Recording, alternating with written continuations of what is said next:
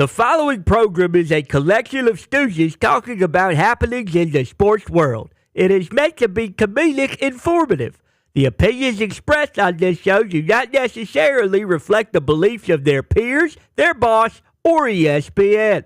There may be some cuss words because that's how humans in the real world talk. If you are young, please seek permission before watching any further. Hey, what? Let's go! This show stinks, and the fact that you listen, we are very, very thankful for. Ah! The all-time leading tackler for the Green Bay Packers, You pig! Stop! Damn it! be a friend, tell a friend something nice could change their life.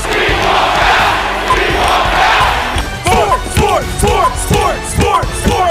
Hello, beautiful people, and welcome to our humble abode, the Thunderdome. On this Mother's Day is Sunday, Thursday, May 9th, 2024. This sports program starts now. Sports! Are what we talk about, okay? We are the Sports Stooges that get to do this every single day, and we can't thank you enough for allowing us to do this, but we need to send a reminder.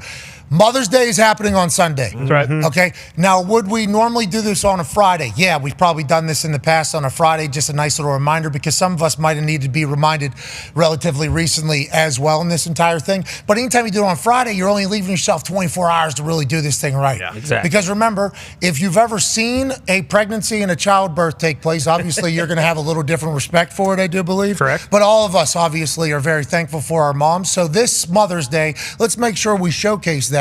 And we're adding an extra 24 hours to prepare for this. Yep. Smart. Okay, just like Valentine's Day, this is an effort deal. Yes. This is an effort holiday. Truly. Okay, Mother's Day is Sunday. Let's make sure we're out there paying our respects. And also playoffs are happening still. Every single night, it's a beautiful time. Now, yesterday, PK Subban supported every team that is currently in the playoffs but the Pacers, seemingly, and even a little bit of Boston supporting that entire thing. Nice. But whenever he came on the show just yesterday, he said it's the best time of year for sports. Now, obviously, he was wrong because that's December, January, February, with everything happening in college ball and in the NFL. But what he meant was like, hey, for off season, this is a glorious time to be alive because each evening we have electrifying stuff happening in the NBA and the NHL. The NHL had been winning with close games, actually an overtime game and a double overtime game on the same night that the NBA had two 20-point blowouts. It's like, whoa, the NHL saved the night for us. Well, last night, the NHL had one great game. Oh, yeah? And the NBA had a situation where, a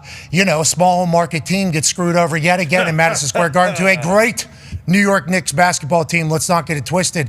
But there was another NHL game that was just an absolute smacking. Man. The Florida Panthers would be up 1-0 in aggregate scoring if you were to cancel out scoring after a 5-1 game one win for the Boston Bruins. A 6-1 slaughtering of the Bruins down in Florida. We did reach out to the Florida Panthers to see if we could talk to a friend of the program, Kachuk, in the next couple of days. We assume he will pass because this is about to be a phenomenal series. 5-1 first game, 6-1 next game. This one, 3 fights, superstars in all of them. It is getting alive. And we'll talk to PK Subban again in about 38 minutes from now. But whenever you go back to what happened in the NBA, the Pacers getting screwed, Brian Windhorst had a report this morning that the Pacers are challenging all 79 fouls that have been called against them in the last 2 games, including 48 of them that just happened in last night's game. We'll talk to Windhorst in about 7 minutes or so to see what's taking place. And then we'll have Jason Licht, general manager of the Tampa Bay Buccaneers, joining us. He obviously won a Super Bowl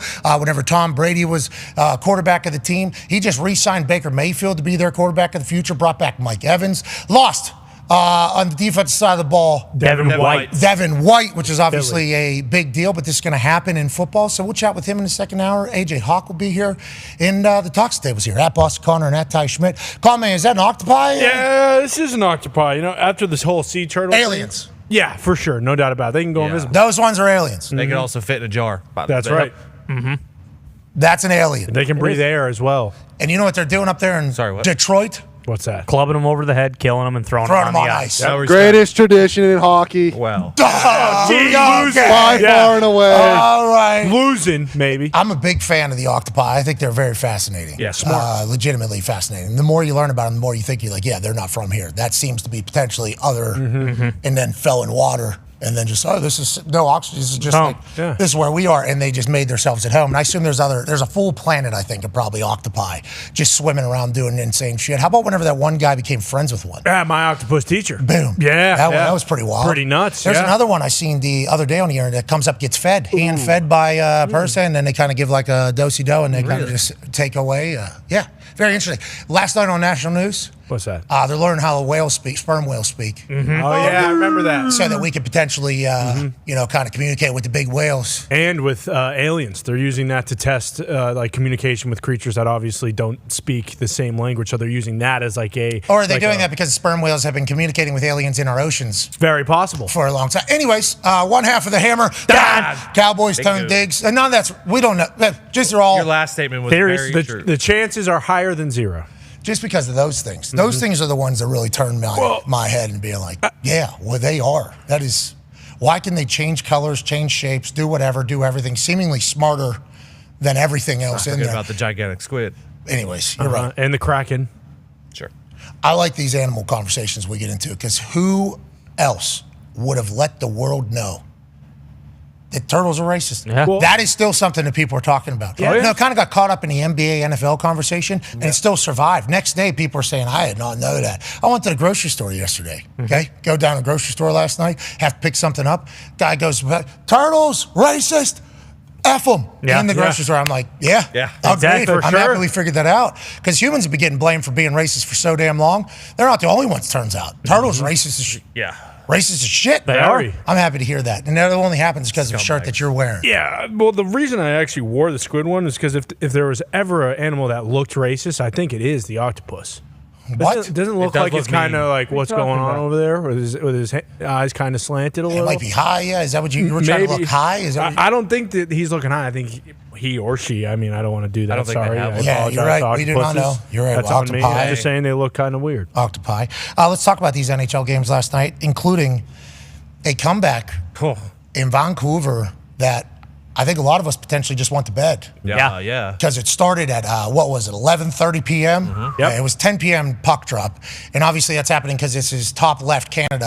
So for them at 7, it's prime time. There's a 20,000 person watch party in one of the cities. There's parties in the streets afterwards. Like, this is great for that part of Canada. And it's great for hockey too, because I think what we'll see will be incredible environments. And we had an opportunity last night to see one of the best comebacks we've seen. Yeah. 4-1, this thing is almost done. 3 minutes left in the second period, it's 4-1. Then it becomes 4-2. Then with 10 minutes left, all of a sudden it's 4-3. Don't look now, Vancouver's coming alive. The fans are going bananas. The Couves make this a one-goal game. Well, then with 6 minutes left in the third period, is Edmonton going to step up and answer?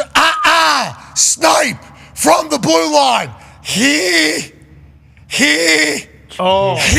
Seeing eye. What a missile. Well, less than 30 seconds later, what do we got? Take the lead. Man. Goalie's out to lunch, obviously. Can't be that far out there, but what a game. None of us were awake to see it that lived in eastern part of the United States of America. Most of us woke up and just said, holy hell, what a comeback, what a series, what a game. Good for hockey. Now, I know you're from that area, Gumpy. Somehow you didn't become a fan of either of these teams, but whenever you see something like that, you got to think that part of Canada is upside down this morning, and we're talking hangovers everywhere in Vancouver tonight. This is the battle of Western Canada right now. Oilers and Cougars fans absolutely hate each other. Okay. Nice. So this is a good thing for hockey to have. This is massive in Canada right now. It's awesome. Not the battle of Alberta, Calgary, and Edmonton, but I'd go just below that because the Cougars fans are insufferable when they are good. Okay, that's your home That's province. my hometown, yes. Lived it my whole life. Okay, so the Vancouver fans, whenever their team is rolling, great. How about a big-time comeback whenever they spot another team 4 goals seemingly at the beginning? Yeah, so they can't have, they don't have a watch party till game 3 because they're not allowed to because of the riots in their own city when they lost the Stanley Cup in 2011. Oh, who'd they lose to? When the Bees came back and whooped that ass. Oh, yeah. Is that the we Sundin did. twins? Those bitches. That Yeah, was the Sedin Sedins, twins, brother. Luongo. The watch party Bubble. happening in Edmonton, I guess, was 20,000 deep. Damn. 20,000 deep, they said. Is there Is anything that else bigger there than their last arena? night? Think about how I think so. I think Jericho. Yep. I think Jericho went back. That's interesting. That's like a Booker's worst nightmare. Yeah, for sure. Going in there, and that's gonna happen as we try to shape shows, like these types of events happening, obviously you got to talk about. But like, think about how bummed out 4-1 that watch party was. 20,000 people just going to sit in there and watch. This sucks. Why are we here? And then all of a sudden, electric starts sliding through. Then goals start popping off. And then we have a game. We have a comeback. Doesn't even make it to overtime. 5-4. What a win. They have not beat the Cougars this year. Wow. McDavid, no shot on net last night. Draisaitl got banged up. He came back in, did not look good, though. So that game's going to have to get moved. And I know it sucks for the locals, the people that are actually there, playing in it, going to it, attending it, creating it. I know it sucks for you guys. 10 p.m. puck drop is going to be tough to watch. Like, that would have been awesome to watch. Oh, yeah. Instead, you know what game we had to watch? What's that? Ass beating in Florida. Wow. Panthers just handed the Boston Bruins everything they could. This 6-1 ending is obviously not great for the Boston Bruins morale, but you guys been on such a run lately. Is that what you're thinking? Yeah, exactly. Kind of do. I was surprised that this didn't happen earlier. I mean, I think game one, a lot of people, because of the layoff that the Panthers had and that the Bruins just kind of kept rolling, that was a different situation. You kind of felt good about it. Going into this one last night, it was a big time, okay, we are due for a massive letdown. 6-1, basically right where you would have thought before the game. And then when you look at the goals they had, sure, you could always bitch about something when your team loses, but that first goal they scored, it was an unbelievable deflection. That second one too, again, a rebound, and then on this third one here, backbreaker.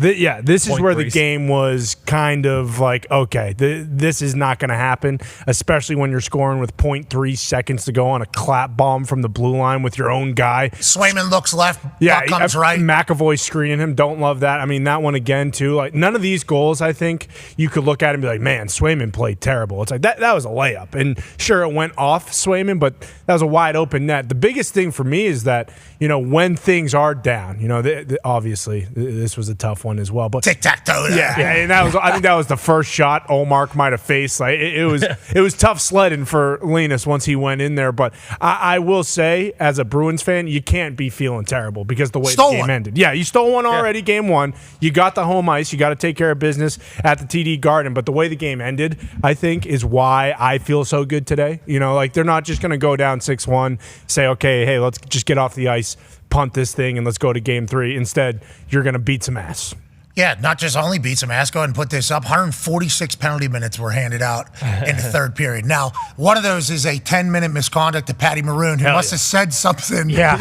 I don't know what he said. A couple of those. Kicked him out of the game, though. Kicked him out of the game from whatever he said. He had a hand on a throat, seemingly, and then he said something, and the ref was like, nope, can't do that. We're going to get you out of here. It wasn't even a punch throw. We've seen in hockey games, jabs get thrown right to a face of a guy, right in front of a ref, and go, that's 2 minutes. Can't do that. Yeah. Patty Maroon last night grabbed the throat and said something and got, you're out of here for the rest of the game. Yep. And I think this goes back to the conversation we had with Moose, with hockey refs, like they're kind of feeling the game. You know what I mean? They are a part of the game. They're, hey, we might have to give one here to kind of slow this team down. We got to take control of this, or we got to let the boys play this whole thing. So I think they potentially got Big Rig out of there because they knew it was 4-1 at the time. Yeah. This thing is going to be turning south quickly. He's going to kill somebody. We don't need this guy on here. But even without Big Rig, stars, Marchand's fighting. What? Pasta's fighting. What? The Geeky's double-legged takedowns on people in the middle of this. I mean, it's like, I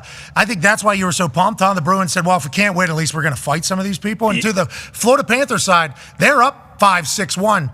Fighting too. I loved what we watched at the end of it. Yeah, incredible. Like the Marchand thing. Here's Pasta talking to coach. Yeah, and Monty's telling him, "Well, you want to go? You go. Then you get your ass back out there." And then right away they bounce out. That's Kachuk, by the way, star of their team. Bingo. Yeah, like their goal scorer, and Kachuk's awesome. I mean, this is what you expect from a Massachusetts guy. I knew when Pasta was going to fight Kachuk, like, okay, he's in for it because big Walt's boy has been throwing hands since he was coming out of the womb. But for Pasta to do that, I think it's incredible. Marchand, for Kachuk to do that. To do They're it. They're up 6-1. Awesome. I can't say this enough. He could break his hand, right? I mean, there's so many things that can happen in a fight that Kachuk can't be out with the Panthers. They're up 6-1. And he was the one that was looking at Pasta going into the bench before Pasta had to talk with the coach. He was like, you want to go? They're up 6-1. The game's over. Yes. This thing is handled, and their star's like, yeah, let's fight. I would like to fight you. I don't know if we can. If we go back to that last goal, that tic-tac-toe goal at the end of it, Kachuk gives a little bit of a cross check to somebody, and he does not love it. And then there's a huge slash that comes through that kind of started all of this. That like Kachuk was being a little bit of a pest there at the end of it, which I love coming from him. A little cross check there. Guy doesn't love it. Another one. And they're up 6-1. Guy comes and swings a heavy stick at him, and then that was after that. It was a little bit of a go time. Yeah, I'm pretty sure that was Holmark's first shot. I mean, the guy had legitimately no chance. None. Yeah, Florida. They were favored in the series, which I think a lot of us who maybe didn't get to see all of Florida's first series and watch the Bruins take on the Maple Leafs were very confused about how Florida is the favorite, and everybody that talks about it is like, we're looking at a whole season of work here and what this team actually is and what they did, not just what's happening right now with Swayman standing on his head. Water seemingly found its level. Now we got a series. Yes. Now we go back to Boston and some magic is happening, but I like that all the stars were fighting late in that game. Yeah. I enjoy it. It's one of the biggest reasons why hockey is awesome. They're allowed to fight in the sport. They're allowed to handle. Here's Marchand. Yep.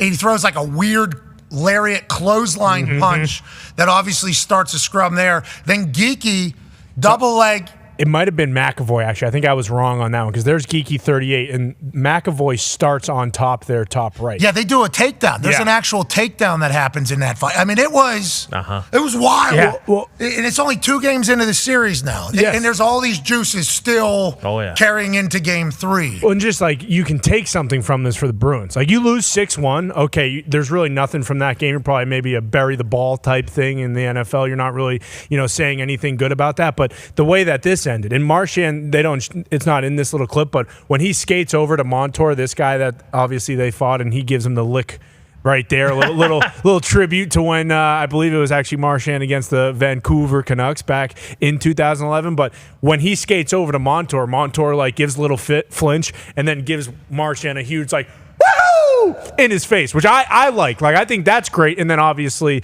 chaos ensued. It was fantastic, even when you're losing 6-1, as long as you're going down throwing bombs. Yeah, that's a big shot from Marchand. Really set the tone. 0-0 at that point. Florida Panthers were going to score 6 goals after this, and the Bruins would score 1 of them. But it set the tone for the evening. Game 3 is next. There's still a lot of hockey left in this particular series. If you do recall, last year, Florida Panthers were the ones that knocked out the Boston Bruins after the greatest regular season in the history of the NHL, with the Boston Bruins team being the biggest letdown in the history of the NHL playoffs. Losing in the first round after having the greatest regular season in history is potentially the biggest collapse in the history of the NHL. Bruins are back on a revenge tour, and this Florida Panthers team still just as good. It's a beautiful thing. We appreciate the hockey. Now, people are like, Pat, back in the tank top, what's that all about? Well, I'm heated. Okay. I'm heated today. Now, certainly, the weather has turned. It's hot and sticky outside, and it is great to be able to put the tank top back on all day long. Because whenever it's like rainy, snowy, windy, warm, it's not necessarily an everyday. Now it feels like the weather has turned, but I'm heated today because once again, the greedy corporate fat cats are forcing a big market to beat a small market. Now, are the New York Knicks good at basketball? Sure. Maybe. Yeah. Is Jalen Brunson a force?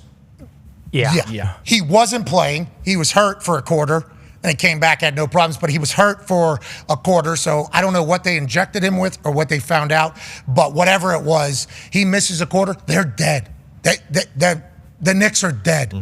The Pacers winning, beating. Miles Turner, windmill dunking. Tyrese Halliburton can't miss. The Pacers are about to steal one in New York in Madison Square Garden in a series in which they're not supposed to win. They're not supposed to be in.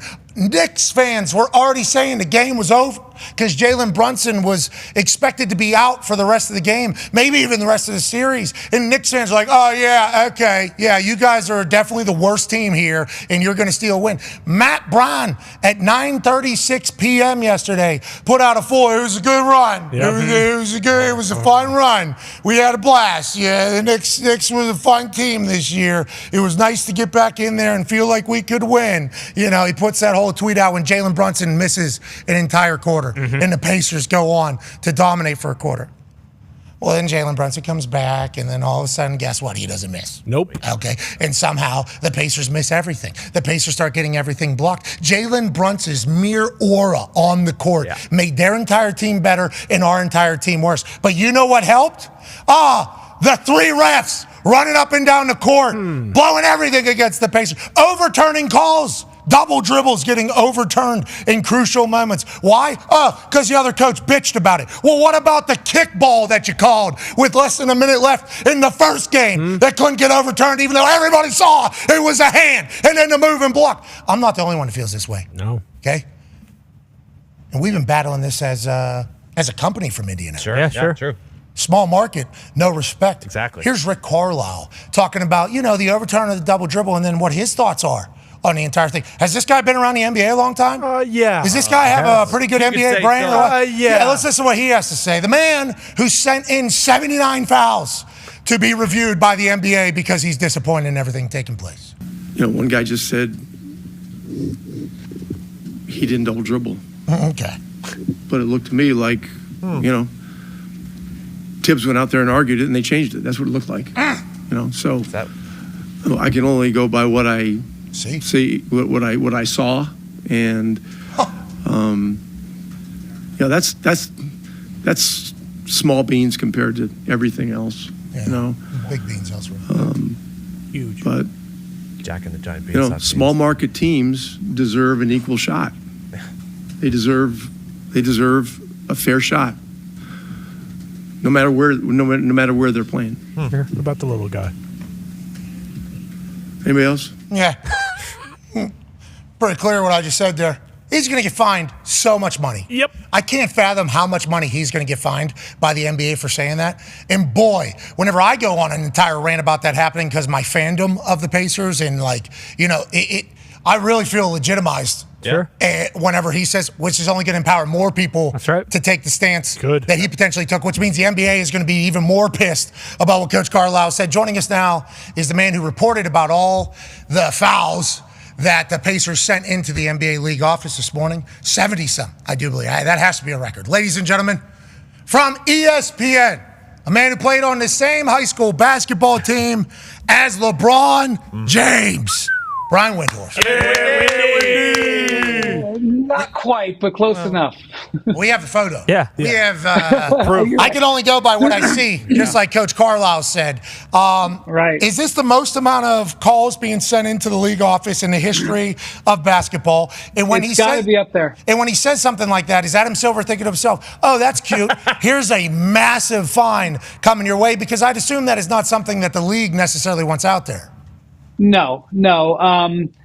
This is common for teams to send in clips after playoff games. In fact, there's this new rule. I don't know if it's a year or two old, but now when you send in a clip, the other team in the playoff series gets to see your message. It's like an automatic carbon copy. I think they did that to try to keep teams from sending so many in. But the thing about this is that I don't think Rick was really that mad about last night. I mean, he was mad about last night, but I think what he was really mad about was Monday night in Game 1. Because I'm a big defender of the officials. I feel like in the national media, I'm like maybe the biggest defender of the officials. And part of that is because I go out and see games across the world, and I see how bad the actual refereeing is across the world. And I go, it's imperfect, but we got the best we got. Okay. And so I'm always You've seen the comps. You've seen the comps. Yeah, you got the comps. Yeah. I've seen referees have to get escorted off the floor because they're going to get attacked by the fans. I believe that 99% of the time, no matter what anybody says, refereeing certain calls don't decide the outcome. But Monday night was the 1%. Yeah. Monday night, that kickball call was crushing. And not only that, but there was an illegal screen right before the kickball, which I didn't have a problem with them not calling. But then they called the illegal screen a few seconds later. I will defend officials all day long. That play cost the Pacers Game 1 because it's a tie game. It's going to be a fast break. The Pacers just did a great job getting the steal. Neesmith comes off that illegal screen, busts his tail to get in there, knocks the ball out, and the Pacers are going to be on a fast break in a tie game. And what's going to happen is probably one of those Knicks guys is going to grab a pacer, and it's probably going to be a take foul, and they're going to get a shot and the ball, and maybe they put the game away in that possession. Instead, Bingo, Windy. the next shoot a three. So this Ryan, is Indianapolis. Boom. Love what All you're doing right now. Love Windiana. Windiana. Love what you're doing, Windy. Keep saying it, pal, because you're an actual basketball person. Yeah, you know. So that play was worth flipping out over. Seriously. And then they didn't. And so the Pacers, I don't know if they had a big powwow before the press conference, but they decided they were going to take the high road. And they weren't. In fact, they didn't even send. They didn't even send any clips in. I mean, listen. After the game, the referee admitted they botched it. They didn't wait for the 2-minute report. The referee took accountability and said, "We botched that call," which was obvious, but still, So, what ended up happening, I think, is that Rick was hoping that they would get a more fair whistle in Game 2. Now, I don't think that last night's game was egregious, but I got to be honest, I spent the entire second quarter watching footage of the first quarter trying to figure out where Jalen Brunson got hurt. Yeah. So he may produce 11 clips from the second quarter and go, look at these 11 plays, and I might be like, you know what, you're right. We went on a run in the second quarter. I don't think he's bitching about the second quarter. I don't think there's any of that happening. But let's get away from that. The Pacers are going to use this as fuel. Wait till you guys get back to Indiana. Mm-hmm. Those refs thought MSG was intimidating and felt obligated to make calls for the home team. Wait till they get downtown Indianapolis. Halliburton and Caitlin Clark's house. Yeah, exactly. That place is going to be romping. They might have to get escorted. The big event in Indy is tonight, right? Tomorrow is the dessert. Tonight is the big event. Yeah, absolutely. Caitlin Clark, first game. Preseason. It's preseason. Preseason. Well, you're not going to be courtside for that? Come on, you can do it. Yeah, absolutely. Regular season starts next Thursday. That's right. In Indiana. We're good doing stuff for Mother's Day tonight. Yeah. We're trying to plan for Sunday. Oh, I gotcha. Just a reminder. Yeah, we should potentially go to that, actually, now that Windy breaks It's preseason. Don't let No. It's preseason. Yeah, but remember, Windy told us, I will never cover the WNBA because of how busy I am covering the other stuff. Remember, he said that. Yeah, verbatim. And now he's telling us, you guys. I love covering Team USA women in the Olympics and stuff. They're awesome. I love covering the women. They're great to watch play. Talking about the W. We're talking about the W. Okay, we're talking about the W. Yeah. The W. I have not been to a WNBA game in a number of years. Good news. We got you tickets tonight, courtside. All right. I'm coming in. I'll be in tonight. Okay, you got a +3, I think. I think you got +3. Okay. Look at it. Now, if you don't go, you're... Yeah, that guy. This All right. one. I'm not landing until after 11, so I won't make it. But I just heard that's the big event. The big event in Indy the next 2 days is Caitlin Clark tonight. That's what I was told. I will say, Caitlin Clark is moving the needle here. Next couple of Indianapolis. months. By the way, did you guys see? And I don't mean to get off the topic, but did you guys see the other night when the Fever played an exhibition game that wasn't on TV, and so somebody just live streamed it on their phone on Twitter? I didn't see how. And it had 100,000 viewers live at one point. That's what I'm talking about. Yeah, that's Caitlin Clark. That's awesome. That's awesome. Yeah, now they got charter flights and life is good. The W is only growing. Maybe someday it'll earn a Windy coverage. And that'll If certainly. I was getting in early, if I didn't, I was going to take a flight right now, but I do the show. I had to push my flight. Oh, so it's our fault. Okay, Windy. Okay. Your fault. Omaha's got probably 3 to 4 planes leaving a day. I doubt one is I'm in New York, buddy. That's the East River. Oh, big city, Windy. Yeah. Oh, yeah. We saw you this morning. Yeah. You look good. You look the lighting. You were, properly. Yeah, I had the good lighting. All right. Well, welcome to Indianapolis when you get here tonight. I will be asleep, but it'll be halftime of Mavs and Thunder probably. And when we look at this matchup, are we very worried about Luka's knee? Yes, we are. We are very worried about Luka's knee. That is the conversation of the entire series, or is it of SGA and the boys in Oklahoma City being phenomenal and not really talked about much all year, which is potentially why another person won the MVP over somebody that maybe the world didn't even realize existed in the way that he does for a large portion of it. Is that what we're worried about or no? Well, I will say Shea Gilgeous-Alexander finished second in MVP voting, so he's no longer an underrated player. You finish second, you're not allowed to say you're underrated. I got to tell you, you put those odds up there, but I would stay away from this until I see what Luka looks like, because here's what I don't know. They played like 4 days before game one. They had 4 days off, and they didn't have to travel. They were home. They had time off, and then their flight to Oklahoma City is a half hour. So he should have been in relatively good, rest, and he didn't look good at all in that game. Now, I have to wonder: is there going to be? He sort of fell in the early part of that game? Did he aggravate that knee, and that's why he didn't have any burst, or is that knee just that way right now?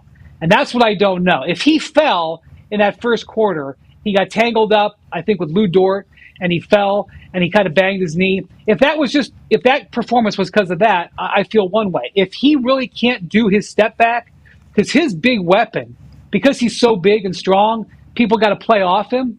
And if that step back where he pushes off that right leg, if that's going to be, because he's 5 of 35 on threes in the last 4 games.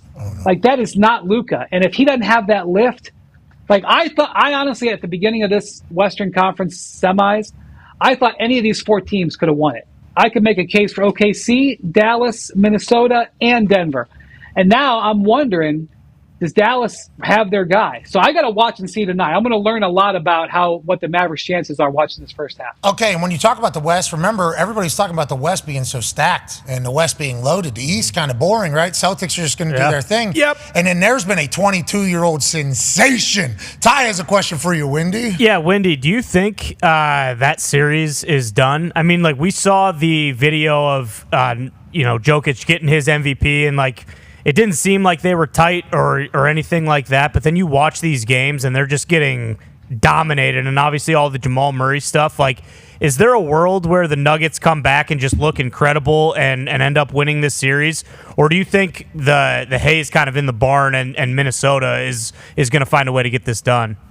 Very good Indiana reference. Hay in the barn. Good job. Loved it. Iowa reference good job. as well. Yeah, more of a corner place, but how do you say what? Listen, I live in Omaha. We're down for it. Yep. So I think Chris Finch, the coach of the Timberwolves, he has been planning and plotting how to play this game plan for maybe a year. And he had this tucked away in the file, and this game plan where they were going to press full court. Plus, they saw Jamal Murray's calf was a little bit sore, and they're like, we're going to put it to him. And they're like, why should Jokic get to dribble over the half court just because he's the center? He's not allowed to do that. We got 3 centers. We're going to press them. And the Nuggets acted like they'd never seen it before. Like, it was to be honest with you, there's very few like game plan coaching moves that no one's ever seen before. Maybe like you throw a zone or you throw a matchup difference that staggers a team for 4 or 5 possessions, or maybe it works for like a game. This game plan that Chris Finch came out with, holy moly, what an effective game plan. Totally. I mean, the Nuggets never look rattled. They were so rattled. They're throwing stuff on the court, blaming the officials. They can't get the ball over half court. And not only that, Gobert was out in game 2. Like, they're in a situation where they lose a defensive player of the year, right? And they didn't know what they could plan for it for 3 days. His girlfriend went into labor. She had to have the baby. Good for her. Congratulations to their new son. Hell yeah. But he gets that team ready to play, and not just him. Mike Conley, I think he's from Indy. Ant Edwards. All those guys, Karl Towns, they're like, you know what? We don't have the defensive player of the year, but we're going to go play the best defensive game the NBA's seen all season anyway. That was a incredible performance. So here's my thing. Minnesota's big Achilles heel. What stops everybody from saying Minnesota could win the West at the start was that they're not a great offensive team. That some nights, as great as their defense is, they just can't score. So while they're shutting down Denver in those first 2 games, they also were red hot shooting the ball, over 50% shooting. So the question is, can they still play offense like this? And if they can, guys, if they can play offense like they did the last 2 games, they're going to win it all. But they're really not that good of an offensive team. Well, so they are who they show us to be. Oh, and you're right. You're right. 106 to 80, I believe, is this game. 26 points differential. I love that they go press Virginia, and then all of a sudden Denver's a little bit rattled. Now, this is something they'll continue to do, or is the expectation you think that they'll continue to do this? And how do we feel about Malone and Champions potentially reacting, or is this one like, hey? Well, Michael Malone, Michael Malone's known for calling out his team. And he went deep. He was like, I've never seen us, in the 9 years I've been coaching here, he says, I've never seen us lose our composure like that. Even back when they were a 500 team, he's like, I've never seen us lose our composure like that. And that was done basically with will and a great game plan. And, Finch used to coach the Nuggets. It was a couple of years ago. He was an assistant coach. So he knows Jokic and all that stuff. So I'm telling you, Who's man. Who's the guy that built the team? The GM as Who's well. the guy that built the team? So I just saw something on the internet, some Instagram sports, great breakdown. I wish I could remember. Bland White. Yes. Great information, good delivery is the video. The guy who built the Nuggets team now has built the Minnesota Timberwolves team. Is that accurate? Who is that dude? Do we know who that is? Tim Connolly was hired away at enormous salary, pulled out of Denver, and he drafted Jokic. He traded he traded for Aaron Gordon. He drafted Michael Porter. He drafted Jamal Murray. He traded for Kentavious Caldwell-Pope. Those are all his moves. Paid Rudy, too, or traded for Rudy, and everybody thought that was a terrible idea. Traded for Conley. Traded for Mike Conley. Yeah, whenever he was in Minnesota. Yeah. It's like this guy has this guy's built both these teams pretty much, right? But he didn't win a championship with Denver. So here's the thing. Here's a little story about Tim Connolly, because we talk about off-season maneuvers and who's a big free agent. Oh, it's Paul George. What if I told you Tim Connolly is going to be a free agent this summer, if he wants to be? Because Tim Connolly doesn't just make good deals with teams when he's making trades. He makes good deals for himself. So a couple of years ago, Denver wanted to extend his contract, but they didn't want to pay him the market rate. Because, Denver's ownership, even though they're rich, they're a little bit tight sometimes with their spending. So he said, all right, I'll sign for less than I could get elsewhere, but I'm going to get a free out. If somebody else wants to come hire me, you can't keep me. I'm actually an at-will employee. And boy, was that smart. Because then all of a sudden, Minnesota was like, wait a minute, we can steal this guy? We're going to give him a $40 million deal in like a share of the team. And so when he came to Minnesota, he goes, okay, well, what happens if you guys can't close this deal, A-Rod and Mark Laurie? I'm like, okay, well, if we can't close the deal by this such and such a date, you can become a free agent. So I'm not saying he will. He may not want to go anywhere. But he didn't get a ring for that Denver team, but he did 90% of the work. Oh. And now he might be building another team that could get to the finals, and he might end up being a free agent in a couple of months. That is a guy who is underrated as a pretty darn smart executive in pro sports. Tim Connolly, know the name. Hell yeah, Tim Connolly. Shout out. And shout out to whoever I watched on Instagram. My algo. Hell of an, hey, Zuck, thanks. This guy. Boom. This guy, what's his name? Ryan Hammer. Hey, Hammer. Dahn. We love you, Hammer. Thank you, buddy. Hammer. This show, and shout out to Zuck's algo, too, kind of putting that in front of me. I get it. Because as I was watching, I'm like, what? This guy built both these teams right now? It seems like this should be a story. Well, I will say this. The Ant Edwards was there, and I think Tim Connolly would be the first to tell you it helps to have a superstar on the team. So he's done a good job in Minnesota, but I don't want to take away from the fact that Ant Edwards and Karl Towns were already there. That helps. Okay, agreed. Okay, sounds Brought good. Garza up, though. Yeah, he did. Luke Garza's undefeated wherever he's on. He is, when Luka Garza gets minutes, the Timberwolves win. Bingo. Nobody's talking about it. Nope. Iowa, great. Yeah. You're damn right. I didn't know you showed respect for anybody outside of Ohio State in the Big Ten. Garza is ripped, dude. Like that. I mean, even by NBA standards, like blue. Nobody would mess with that guy. Yeah. Well, this guy's blue, Windy. Hell yeah, Windy. Tone has a question for you. Windy, we're talking about strategy and game plans. Is there one that exists on Earth that gives the Cavaliers any chance tonight or moving forward in the series? So, all right, this is what I've been saying about Cleveland because I'm from Ohio. Yep. I've been telling people in Cleveland they're going to have a good three-point shooting night because they were a good three-point shooting team. And they're getting worse. They shot 28% in the series against the Magic. And I was like, well, they're going to eventually make threes. 26% in game one. Not great. Whoops. So, like, if you're asking me how they can beat Boston, make a ton of threes. and Boston have an average game, and maybe they get one. So I will say that they are due to make three-pointers. There is nowhere written that they must make them, but they are in a team-wide slump. But here's the thing about Cleveland. Other than Donovan Mitchell, like basically nobody on their team is playing well right now. The only guy who was playing well, who could argue they were playing near their regular season play, was Jared Allen, and he has now got this vicious rib injury, and he's missed 4 games. I don't know if he's going to play tonight. So if anybody on the Cleveland team started playing basically to their ability level, that would also be a help. It was 11.5 in game 1. They won by 25. Tonight it's 13.5 point spread. Wow. We shall see in the Garden. And since we already talked about that, last question here from Boston.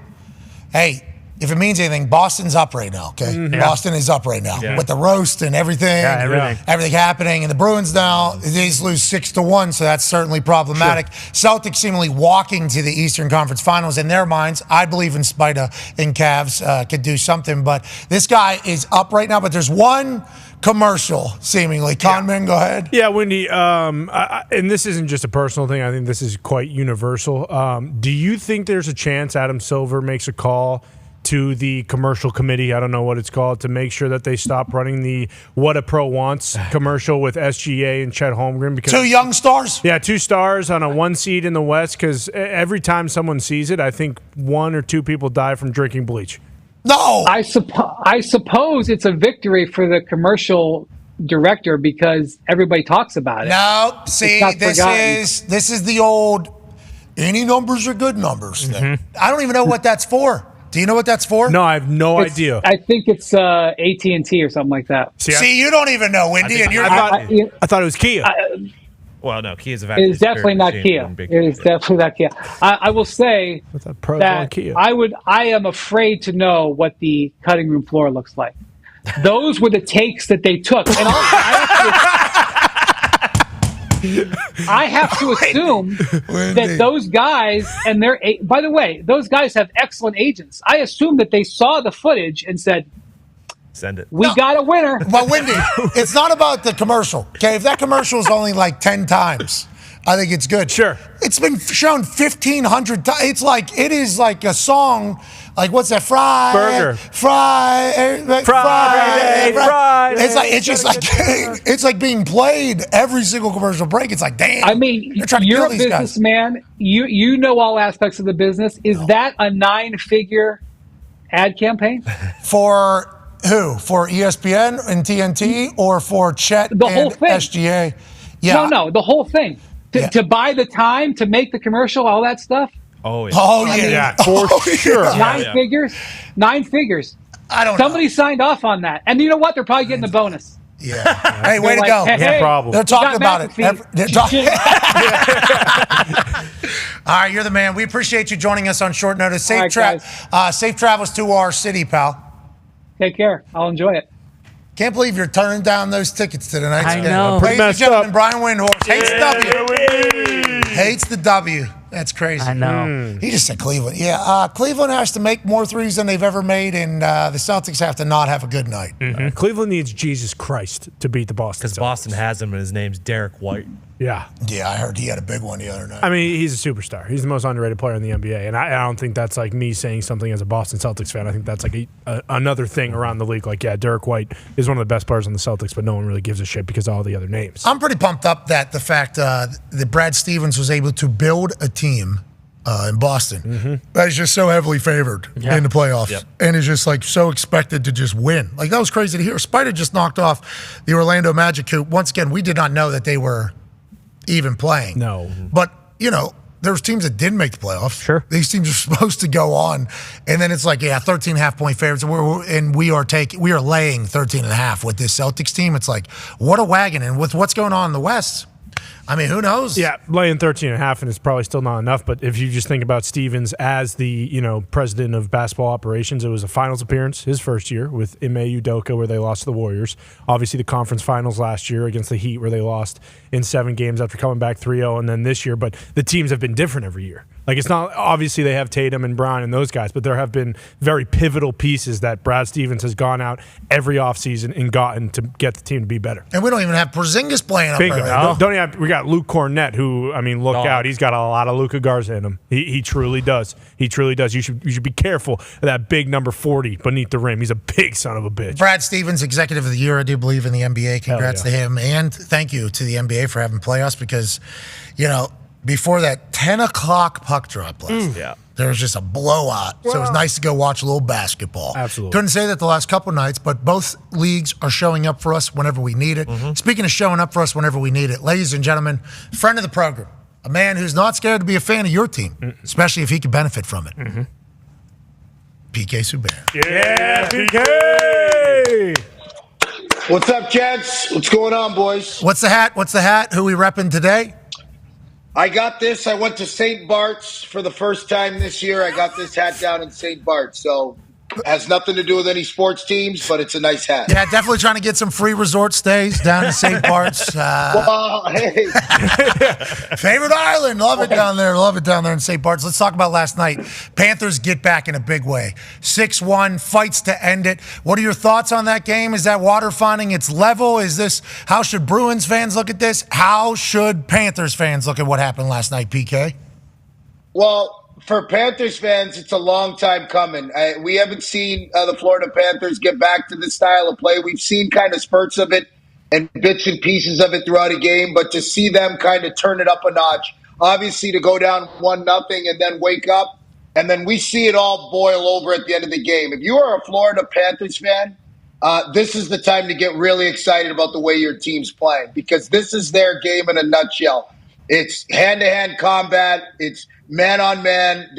This is not 2-on-1s. This is hand-to-hand combat in the corners, in front of the net.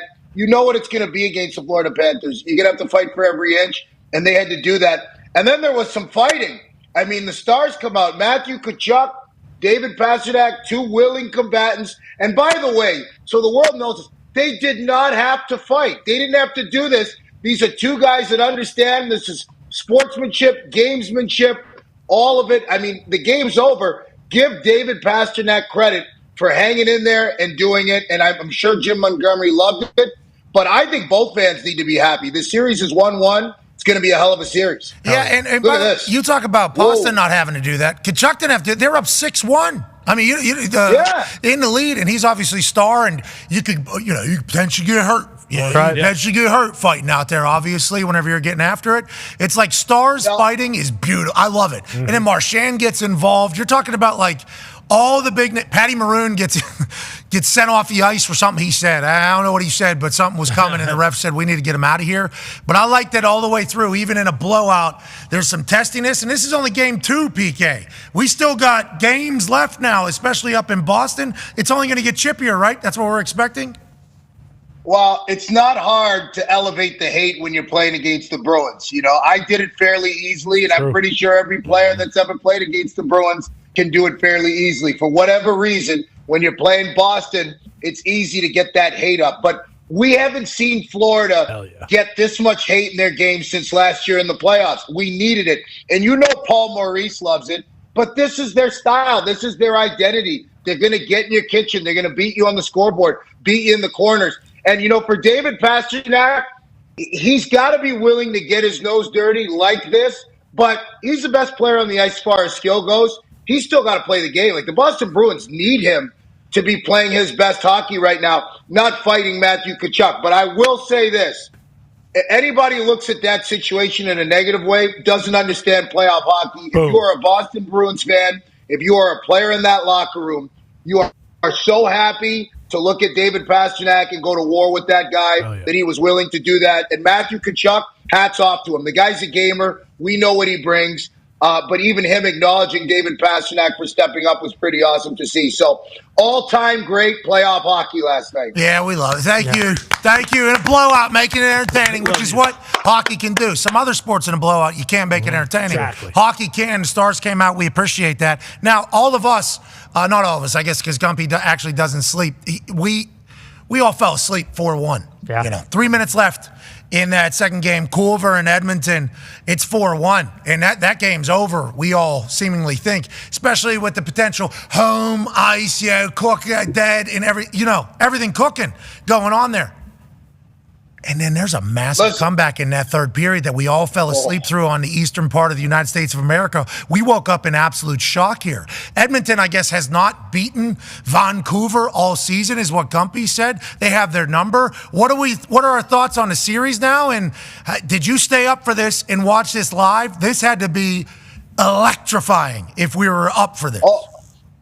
So I blinked and it was 5-4. It was crazy. What a game last night in Vancouver. And Vancouver deserves this. I said I wanted Edmonton and McKinnon in the final, which I do. That's what I want. But how can you not like Vancouver Canucks? From Rick Tocchet to the coach, who probably should win, Coach of the Year this year, if not for what he's done in Vancouver since they've been there. He's continued to get the most out of these players, game in and game out. They lose their number one goaltender, no big deal. They lose their second goaltender, no big deal. Banged up, injuries, they find ways to win. And coming out of that Nashville series was not easy. Now they're playing against Connor McDavid, best player in the world right now. They go up 4-1 and find themselves up 5-4 with a minute left to go in the game. Just a tremendous comeback. And it's not surprising. Vancouver's one of those teams that's got a lot of offensive weapons. They can score goals. So it's going to be about them playing 5-on-5 and managing McDavid and Draisaitl and Hyman. But they can score goals. Edmonton's going to have to play solid defense. And this was one of the questions that I had about their team earlier on in the year, is can they lock it down? And they've shown they can win games 1-0. I think when you get up 4-1, we've seen a couple comebacks already early in the postseason. This is hockey now. No lead is safe.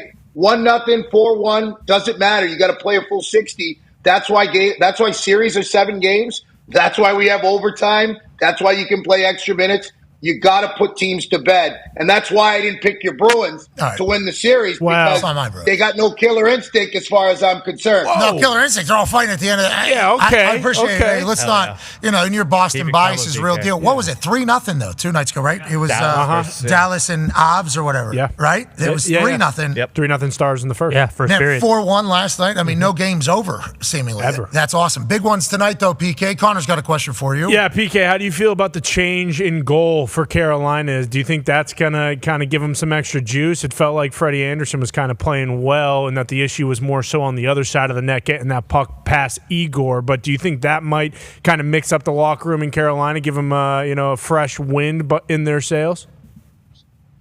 As well as Freddie played, do I agree with it? I think that when you see a goaltender that has played as well as he did, I don't think he had a chance on a lot of those goals. Like, their power play goals, tic-tac-toe.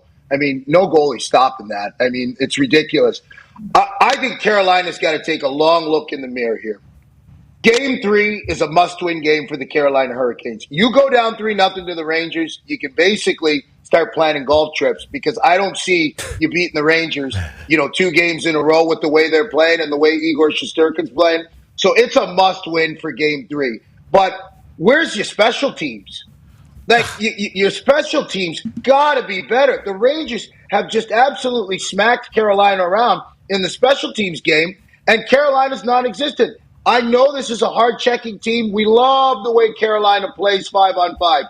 Hard checking. They finally get their defense involved in the offensive cycle, in the offensive zone, getting involved in the rush, and that's helped them generate some more offense.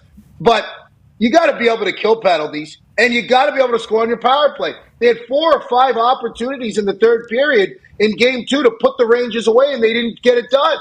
Killer instinct. You want to make it to the next rounds. You want to continue to progress to the Stanley Cup playoffs. Your special teams got to get it done. Amen. And the Carolina Hurricanes need to look at their special teams, not the goaltending. Special teams, special players. Amen. Right. What's up, brother? Going on all around the NHL. Ty has a question for you as we're coming up on a hard eye. Yeah, what about the other game tonight, PK? I think, in terms of you're talking about the layoffs, Dallas obviously goes 7, and then they're kind of shot out of the cannon in the first period against the Avalanche, go up 3-0. They obviously lose that game, but is there a chance that they might be similar to how Boston was last night? Maybe a little bit of cement in their skates tonight going into this game, or how do you see that one going? Well, Dallas is going to have to play with the same energy that they brought against Vegas.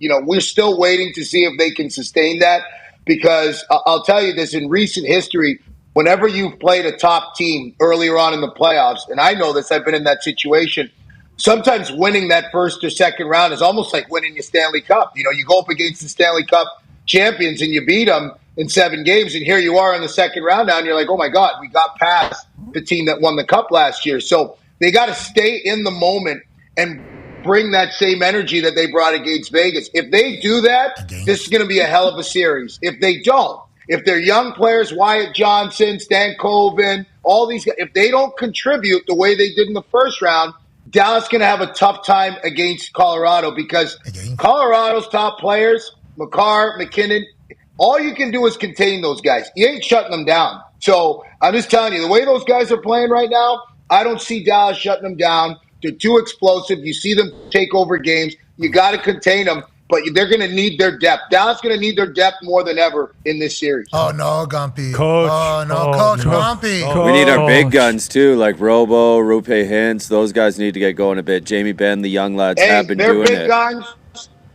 They're good players, but they ain't Cale Makar, and they ain't nobody is. I'm not saying, I'm just saying that's what the reality is. They have to play. They got to be the best version of themselves. Absolutely. But we know what Nathan McKinnon's doing, and we know what Cale Makar's doing. So you got to answer the bell. We'll see if Georgiev can stand on his head every night as well. Well, we think some goalies have proven that they can. For Swayman last night, he gets pulled.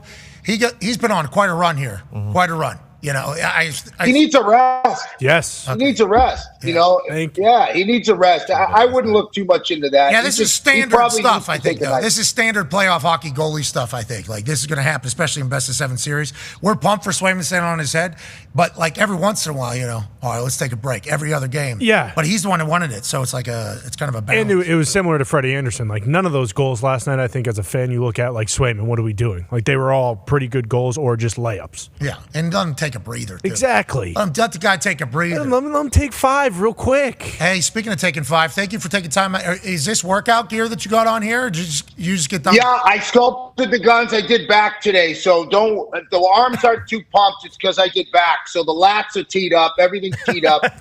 But I'm actually about to jump in a car on the way to Boston. I got Celtics tonight, Bruins tomorrow. Careful. So let's go. Careful. Where's my Celtics hat? I already packed it.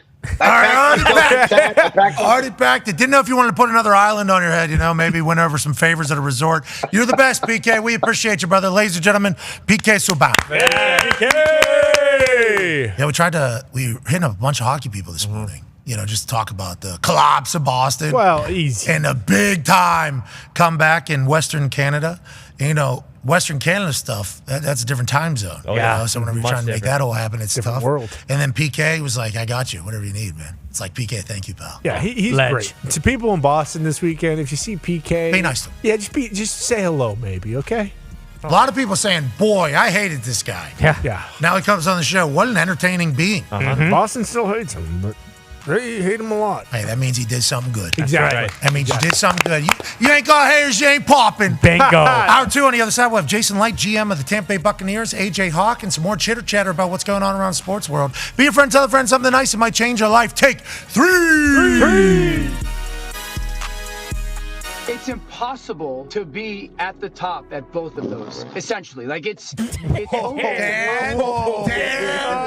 Another farting Dan Orlovsky situation just took place. Danny, dumb. What do you mean? It's unbelievable. Your butt was just talking. Okay. I did not fart. Dan. This is 2 times now, Dan. This is the Orlovsky thing. You guys be serious right now, or are you messing with me? Dan, listen to this clip. This is you just moments ago. It's impossible to be at the top at both of those. Essentially, like it's Dan. I mean, undeniable. You guys definitely just freaking idiots.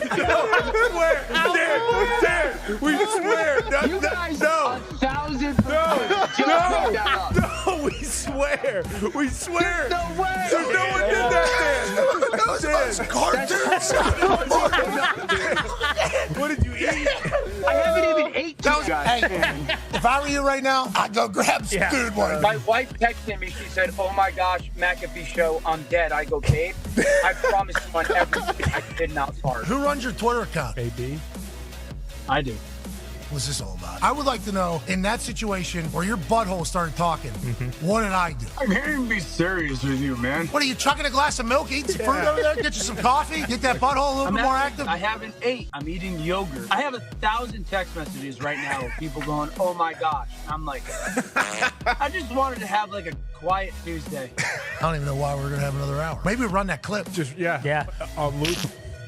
We have the video. Shams, let's let you judge here. It's impossible to be at the top at both of those. Essentially, like it's. I need to hear the context. I want to give our guy. Oh, Shams, shut up. He said it sounded like a fart. What did AJ vote? It's a fart all day long, Kirk. You know that. Has anybody voted no? Dan. I'll be the captain of Team No today. We need you to do a tie-breaking vote. Is that okay? Sounds good to me. It's impossible to be at the top at both of those. Essentially, like it's. There's no doubt. I mean, I like how he just kept on going right there. When he was talking, he didn't even break stride as that thing came out. He went and got the buggy, went to the store, grabbed some dude wipes to wipe those ass cheeks, just like I assume you do as well, Cabal. You have to go dry, wet, dry. Toilet paper, white toilet paper. If not, you're really risking the rest of the day having the swamp ass. You know, Dan Orlovsky, man, he got to accept that, man. He got to wear that with a pride. One thing that really bothers me when people do not take credit for it. You know, if somebody says, "Oh, that was you that farted," I get upset when it wasn't me. I'm like, no, when have I ever not claimed it when it was mine? You should claim it. But all those airports, people are traveling today, looking up at the ESPN. Dan Orlovsky farts. What's wrong with this guy? The closed captioning person, whoever it is, they got it. I believe it said inaudible, muffled, and it said Dan farts, ! I think a couple times. Wow. The following program is a collection of stooges talking about happenings in the sports world. It is meant to be comedic informative. The opinions expressed on this show do not necessarily reflect the beliefs of their peers, their boss, or ESPN. There may be some cuss words because that's how humans in the real world talk. If you are young, please seek permission before watching any further. Hey. What? Let's go. This show stinks, and the fact that you listen, we are very, very thankful for. Ah! The all-time leading tackler for the Green Bay Packers, you pig! Damn it! Be a friend, tell a friend something nice could change their life. Sport! Hello, beautiful people, and welcome back to our humble abode, the Thunderdome. On this Mother's Day is Sunday, Thursday, May 9th, 2024. Hour 2 of the program starts now. Sports are the greatest thing on earth, and we're lucky to cover them every single day. We'll have a conversation with General Manager of the Tampa Bay Buccaneers, Jason Licht, in about 15 minutes or so. And 1 hour from now, Nikki Glazer. Oh, hell yeah. Will be joining us. Now, obviously, she's been doing comedy since she was 18 years old. She looks like she's 20, obviously, so we don't know the exact amount of time, but she is a veteran in the game. And at the roast, the greatest roast of all time the other night on Netflix, she was one of the show stealers. Yeah. She has a special coming out this Saturday on HBO Max. On Max, no longer HBO. Of course. Can't wait to chat with her. My wife, big fan.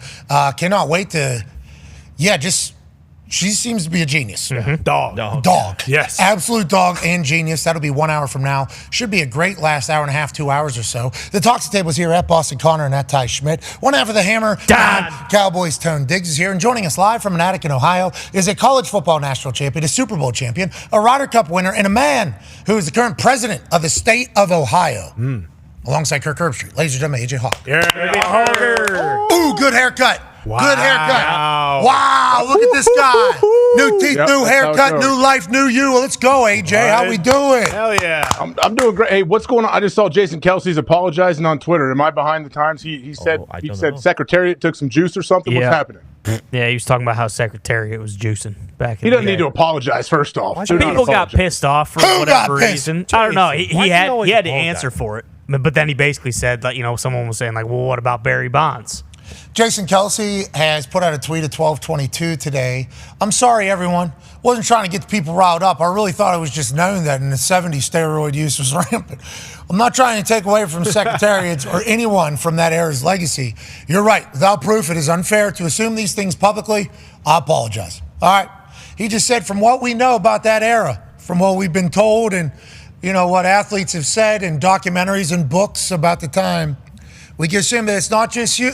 Horse is probably on some stuff as well. That's right. Is that what he said on New Heights pod that really got people zeked up So here? a bunch of horse marks got mad, and this is the second time I think he's apologized for something he shouldn't apologize for, and I'm tired of him apologizing. He needs to stop doing it. What did he apologize for? The mask that he found on the ground or whatever. He apologized to that kid for no reason or whatever. Can you click on the? Can you click on on that one? Let's see what they're replying to. What is going on? What are they replying to? Yep, So he must have said something about horses juicing. Is that what he's doing? No. Go into the. Yep. Let's go in there. Let's get to the end of this. So here it is. The Kentucky Derby is a tale of two different worlds. Brought to you by Buffalo Wild Wings. Yep. Let's go ahead and hit this. New Heights pod. Kentucky Derby. Travis got out of the house this weekend when he went to the Kentucky Derby. How about I this? sure did. I'm a Derby guy now, man. Everyone saw you roll up to the Kentucky Derby in one of the most gangstered out outfits I've ever seen. Nice little double-breasted pinstripe. All right now. Looking good. Be honest, were you the most styling and profiling motherfucker in the Derby? I was just up there having a fucking blast. And shout out to the Zolden family from Youngstown, Ohio, man. They've been ingrained in the Derby for, I believe, over 30 years now. Hey, did you hang out with for the it to Zolden be the family? 150th Derby, there's a whole new setup around the track for fan engagement. It was a once-in-a-lifetime experience that I am definitely going to try and experience again, man. No, it looks great. I appreciate the invite. You don't get out of the house. We saw the horses up close and personal, saw the jockeys. Not gonna lie, thought the horses were way bigger. These are thoroughbreds, brother. They're made for speed. Why do you think them jockeys are so small? Jockeys are tiny. But that's what I'm saying. When you see it on TV and you see the horse to jockey ratio, you're like, damn, that's a big animal. No. But in reality, the jockeys are all like 100 pounds. I'm definitely in for another year of that if you want to go next year, dude. Do you want to do the infield with me next year? Yeah, I'd love to experience it. One year it rained, and everybody just collectively decided to create like a big ring in the infield. Everybody just started mud wrestling. What the telling you, dude, it's a different experience. The Derby is a tale of two worlds. It really is. So what was the reply? It was a tweet from earlier he put out a couple hours ago. So Allie, Kentucky girl, responds, Secretariat wasn't on steroids. His heart was 3 times the size of a normal thoroughbred, so he was able to supply his body with oxygen faster. His heart weighed over 20 pounds when he died, and normal is 8. Bunch of horse. So was she just replying to his original tweet to this video instead? Got to be something else. There's people that don't understand how X works, though. Yeah, exactly. Responding to a different video, you're going to throw us all into a loop, especially in live TV.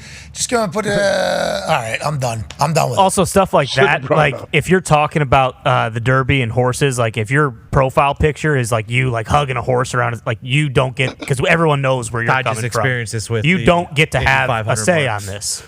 Like you don't. Like, yeah, people with the 500 getting pissed at me. You click on their profile. It's like, there's 2 things I love, my family and racing. It's like, yeah, well, you're the asshole who I'm talking to. Like, you don't get to have a say. I know you love racing. Not an asshole. He just loves the Indy 500. But that was my whole point. Dipshit. Is like, you don't need, just because someone doesn't listen, I love baseball. Okay, do I come in here shoving it down you guys' throat?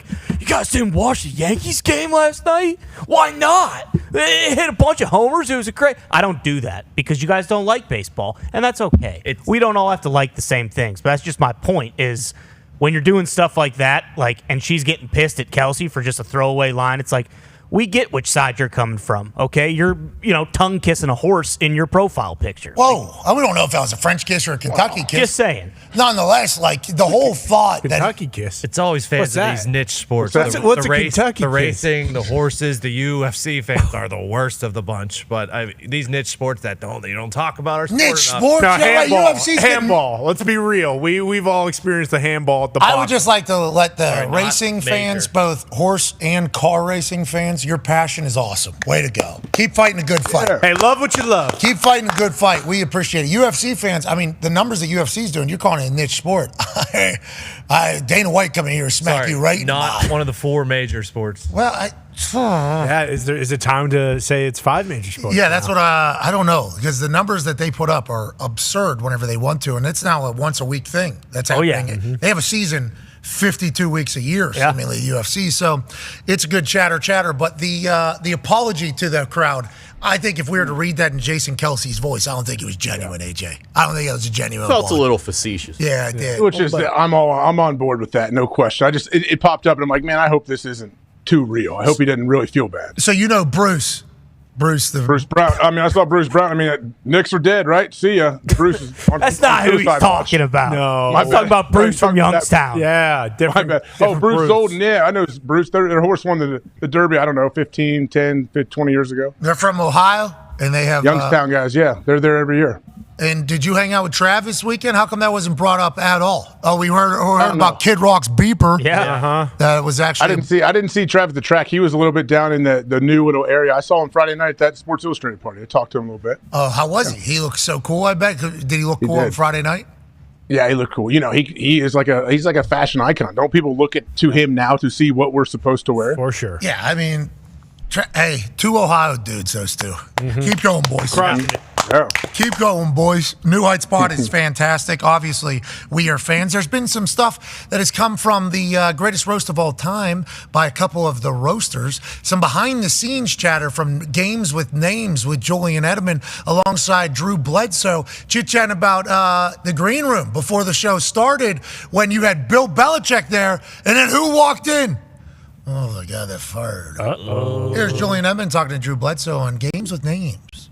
Tension in that room, though. It was real. Could cut fucking glass. It was very real. It was very real. I was so awkward. I was watching Coach, and I tried to give Coach a heads up.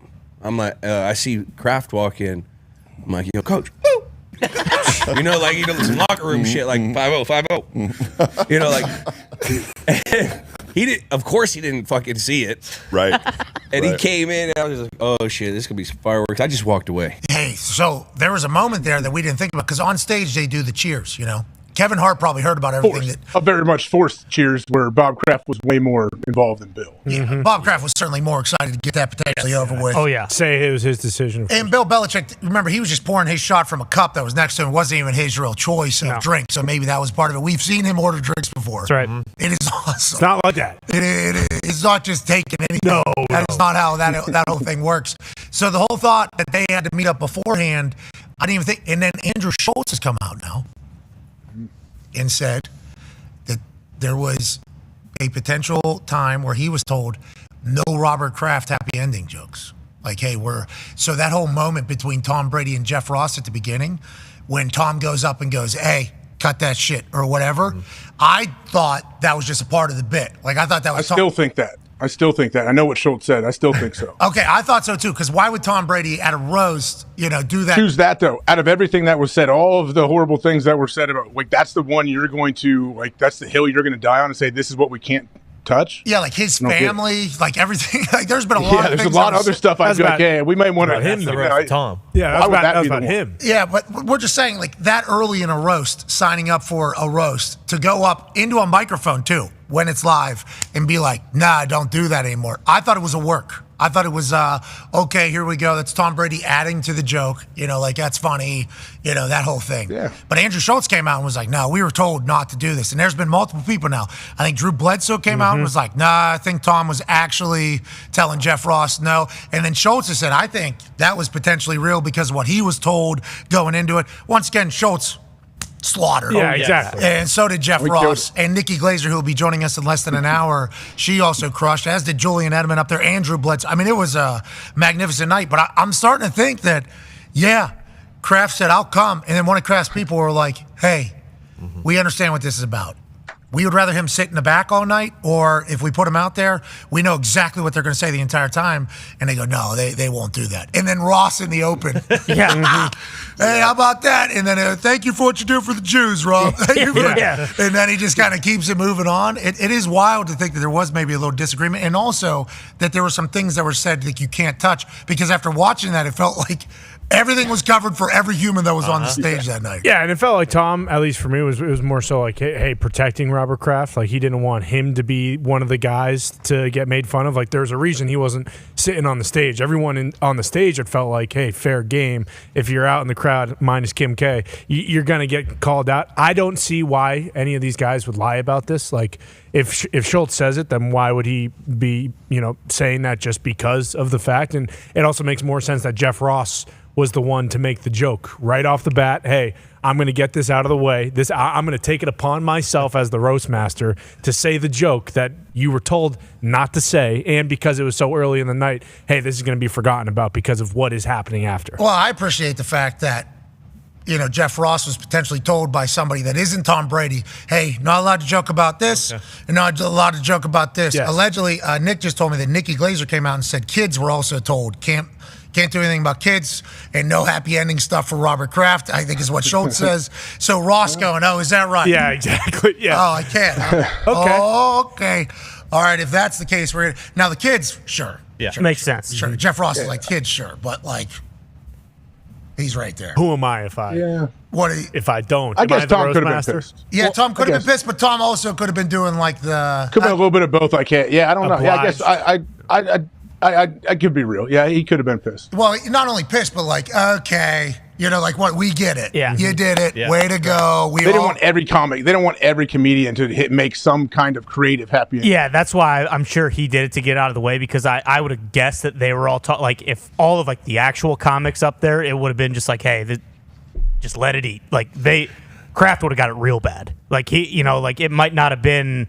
Maybe to the same effect as Kim Kardashian, but like they all would have had grand slam shots at him, and it would have just been one after the other, after the other, after the other. And obviously, I don't think Kraft would have signed up for that. Allegedly, Kim Kardashian boos were edited out of the re-Netflix release of The Greatest Roast of All Time, which was the number one show on Netflix for the last few days. That's what they TMZ reported that, so I assume it's true. They've got a lot of people that check their stuff. And did they get rid of the happy ending one as well? So I watched it the day after, and both those were in there. I don't know if they like muted the boos a little bit, but like she still absolutely got booed, post when it was live. So the person that wrote that article, either they changed it after you watch it the next day. Right. Or it was like, I remember these being much louder. Could have been, yeah. I remember this being much louder in the moment.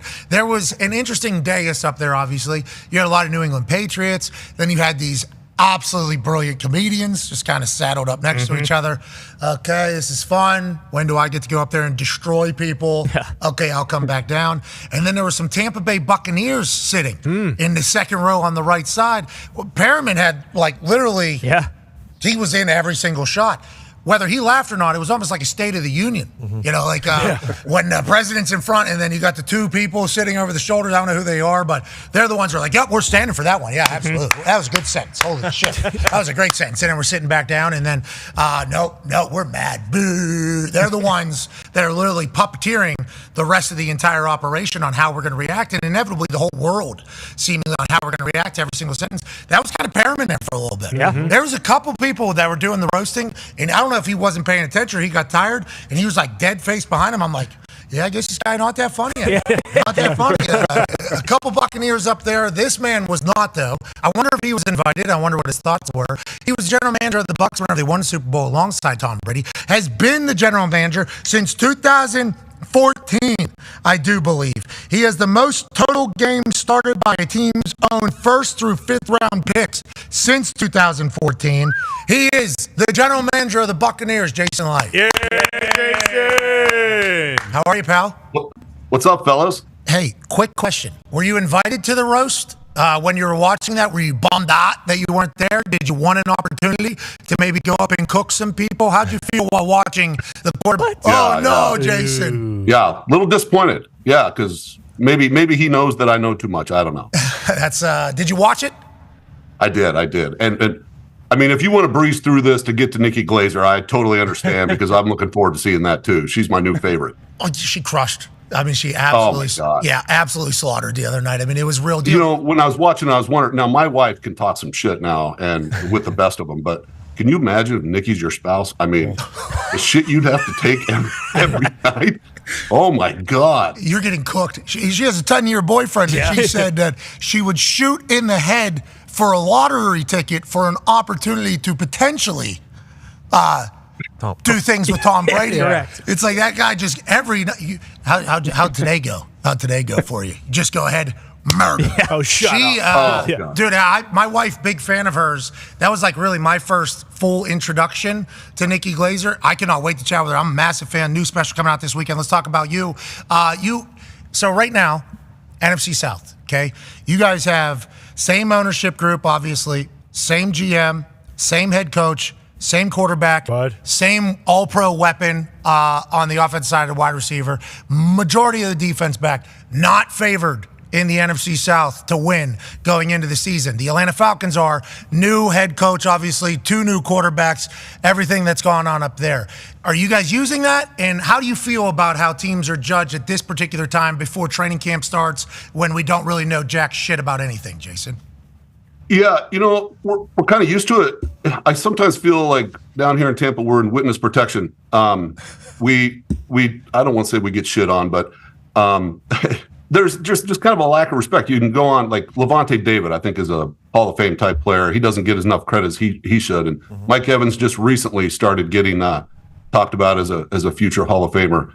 So we're used to it, but you kind of use it as ammo. It's embedded in the DNA of this team. It's like we have a quarterback right now that's got a huge chip on his shoulder and always will, and uses that to in his play style, and the whole team takes after it. So I'm excited when I see somebody dissing us and saying that we're not going to win it. You know, I love keeping receipts. I hate to admit it, I do. I'm just going to be honest.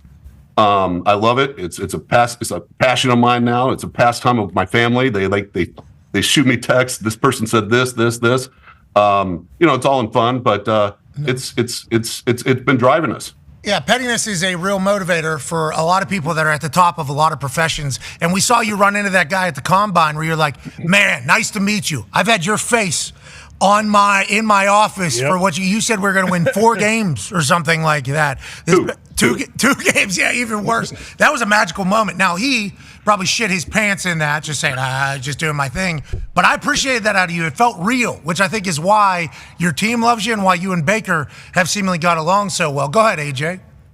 You mentioned Baker and kind of his mentality and the chip on his shoulder. Now, he comes to Tampa and I think kind of like revives his career and looks amazing. Was there any chance you were going to let him get away? He feels like what he's doing, obviously on the field, but obviously I think outside of that, like the locker room, we hear about all the stuff where he's bringing people together and the whole team kind of rallies around him. What was it like getting him re-signed and how important was that? It was this year we had a lot of guys that were paramount to bring him back. I really had a lot of sleepless nights. We had him. We had to have him. We had to have Mike back. We had to have Levante back, in my opinion, and the opinion of everybody here too. So that was super important. Not many quarterbacks would be willing to walk into the situation where you have the greatest of all time, Tom Brady, leave, and there's no doubt about that he was the greatest of all time. But a quarterback to come in and be secure with himself and confident that he can lead this team to wins, and he circled us. I'm going there because I like that team, and this is where I'm going to revive my career. So, and then that's exactly what he did. It was, very early. He had a pretty good competition there in training camp with Kyle Trask, and then kind of separated himself there at the end and won the team over. Yeah, and at the beginning of the season, you guys are red hot. I mean, it kind of came out of nowhere. Bake's playing fantastic. This is the team. There's a little bit of a lull, and then obviously as we move forward, you bring back a lot of pillar pieces.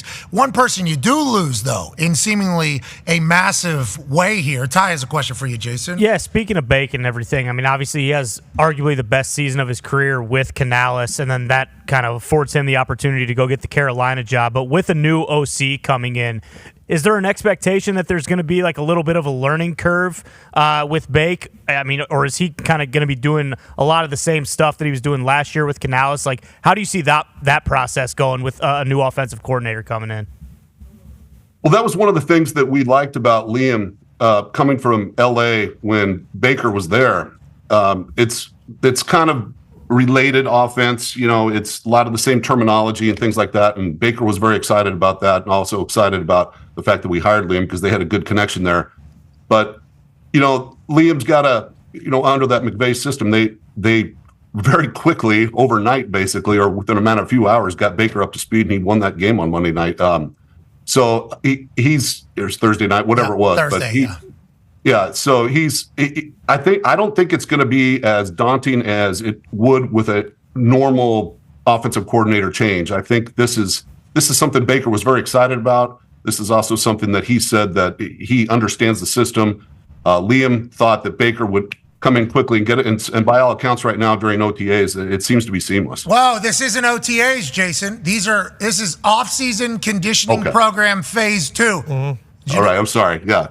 During the conditioning, it seems like he's picked it up pretty quick. Hey, we just learned this yesterday. I think it was yesterday or the day before. We were all flustered because everything in the offseason's OTAs. Like, that's just how we've kind of learned it as. Then there's mandatory minicamp at the end of OTAs. We're off during rookie minicamp, and then everything else is OTAs. Now there's a whole new name, Jay. You should have known that, I guess. We definitely did not until literally yesterday. It was a whole thing. I think you'd be surprised at how little I know about a lot of things. So. What do you just stay? We're staying. We're locked in. That's what you have to be. I mean, as a general manager, there's only 32 of those jobs. Everybody wants that job in football. You have to be incredibly great at it, or you're going to lose your job. Are you a film guy? Are you a work the phones guy? What does normal day look like for you, and how do you think you go about doing your job? Well, fortunately, I have awesome people working for me. I mean, we have so much stability here. I've been here going to my 11th year. I've got some people that have been with me the entire time. And then you guys have talked to Mike Greenberg. He's the big brain, and that's not me. I just have big head. I don't have big brain. No, same. That means the same thing. Big head, big brain. Big head, big brain. All right. Yeah. So I've got a lot of great people here, but I try to do as much film as I can because I learned quickly here. I've been here 10 years. The first 5 years we've had a lot of downs, and then the last 5 years have been mostly ups. And the first 5 years I tried to do too much, and you find out when you get this GM job. I was a road scout for most of my career. That the job entails a lot more than just watching film. So I mean, when they dump budgets and salary cap things, and where do you want people to park on game day? I'm like, Jesus Christ, this is not what I signed up for, you know. So you have to hire good people that handle all of that stuff. So the best thing that I love the draft. I love watching tape. It's like a drug for me. So as much as film as I can watch, the better. Well, we appreciate the fact that you're a football guy running a team, yeah. You know, because there is a lot of analytics, big brain people. We saw that on the boat parade. As soon as we saw this photo, we're like, yup, we like that guy. We reached out to AQ immediately. We're like, hey, GM chugging beer alongside BA in a boat after winning the Super Bowl.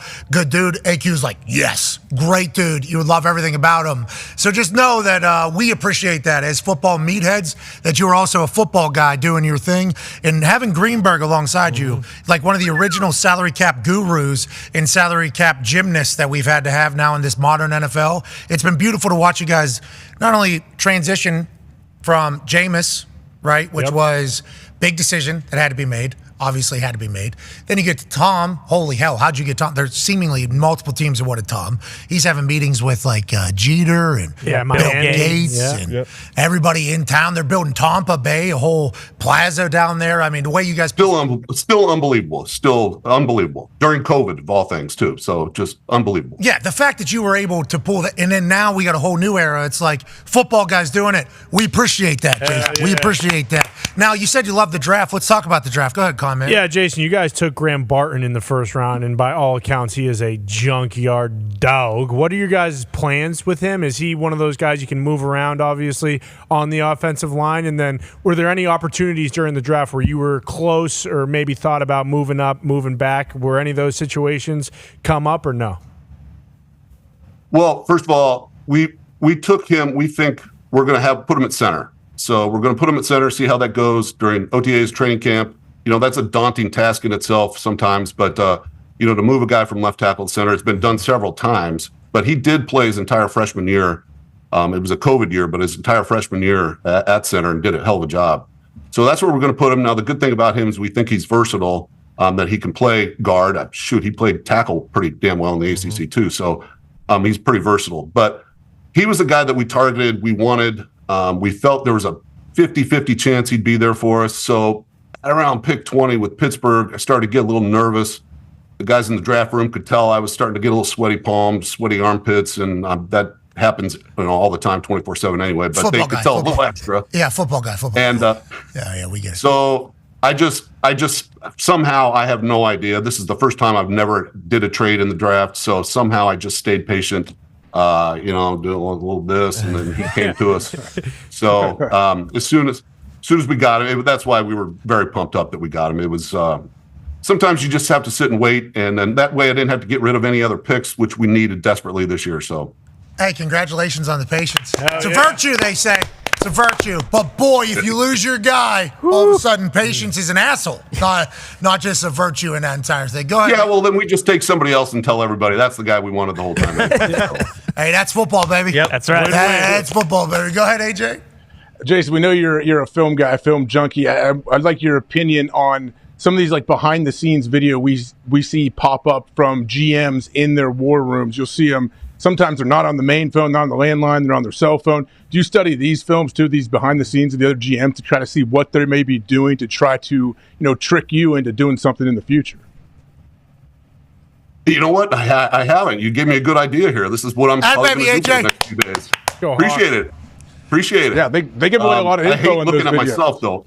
I hate looking at myself, so maybe I need to study myself a little more. I was chomping that gum like a New Orleans Saint, so I need to. Mickey, you saw Mickey. Yeah, Mickey, you can't be doing that in a microphone. I mean, just in 2024, that cannot happen. He said a lot of words. Nobody heard shit.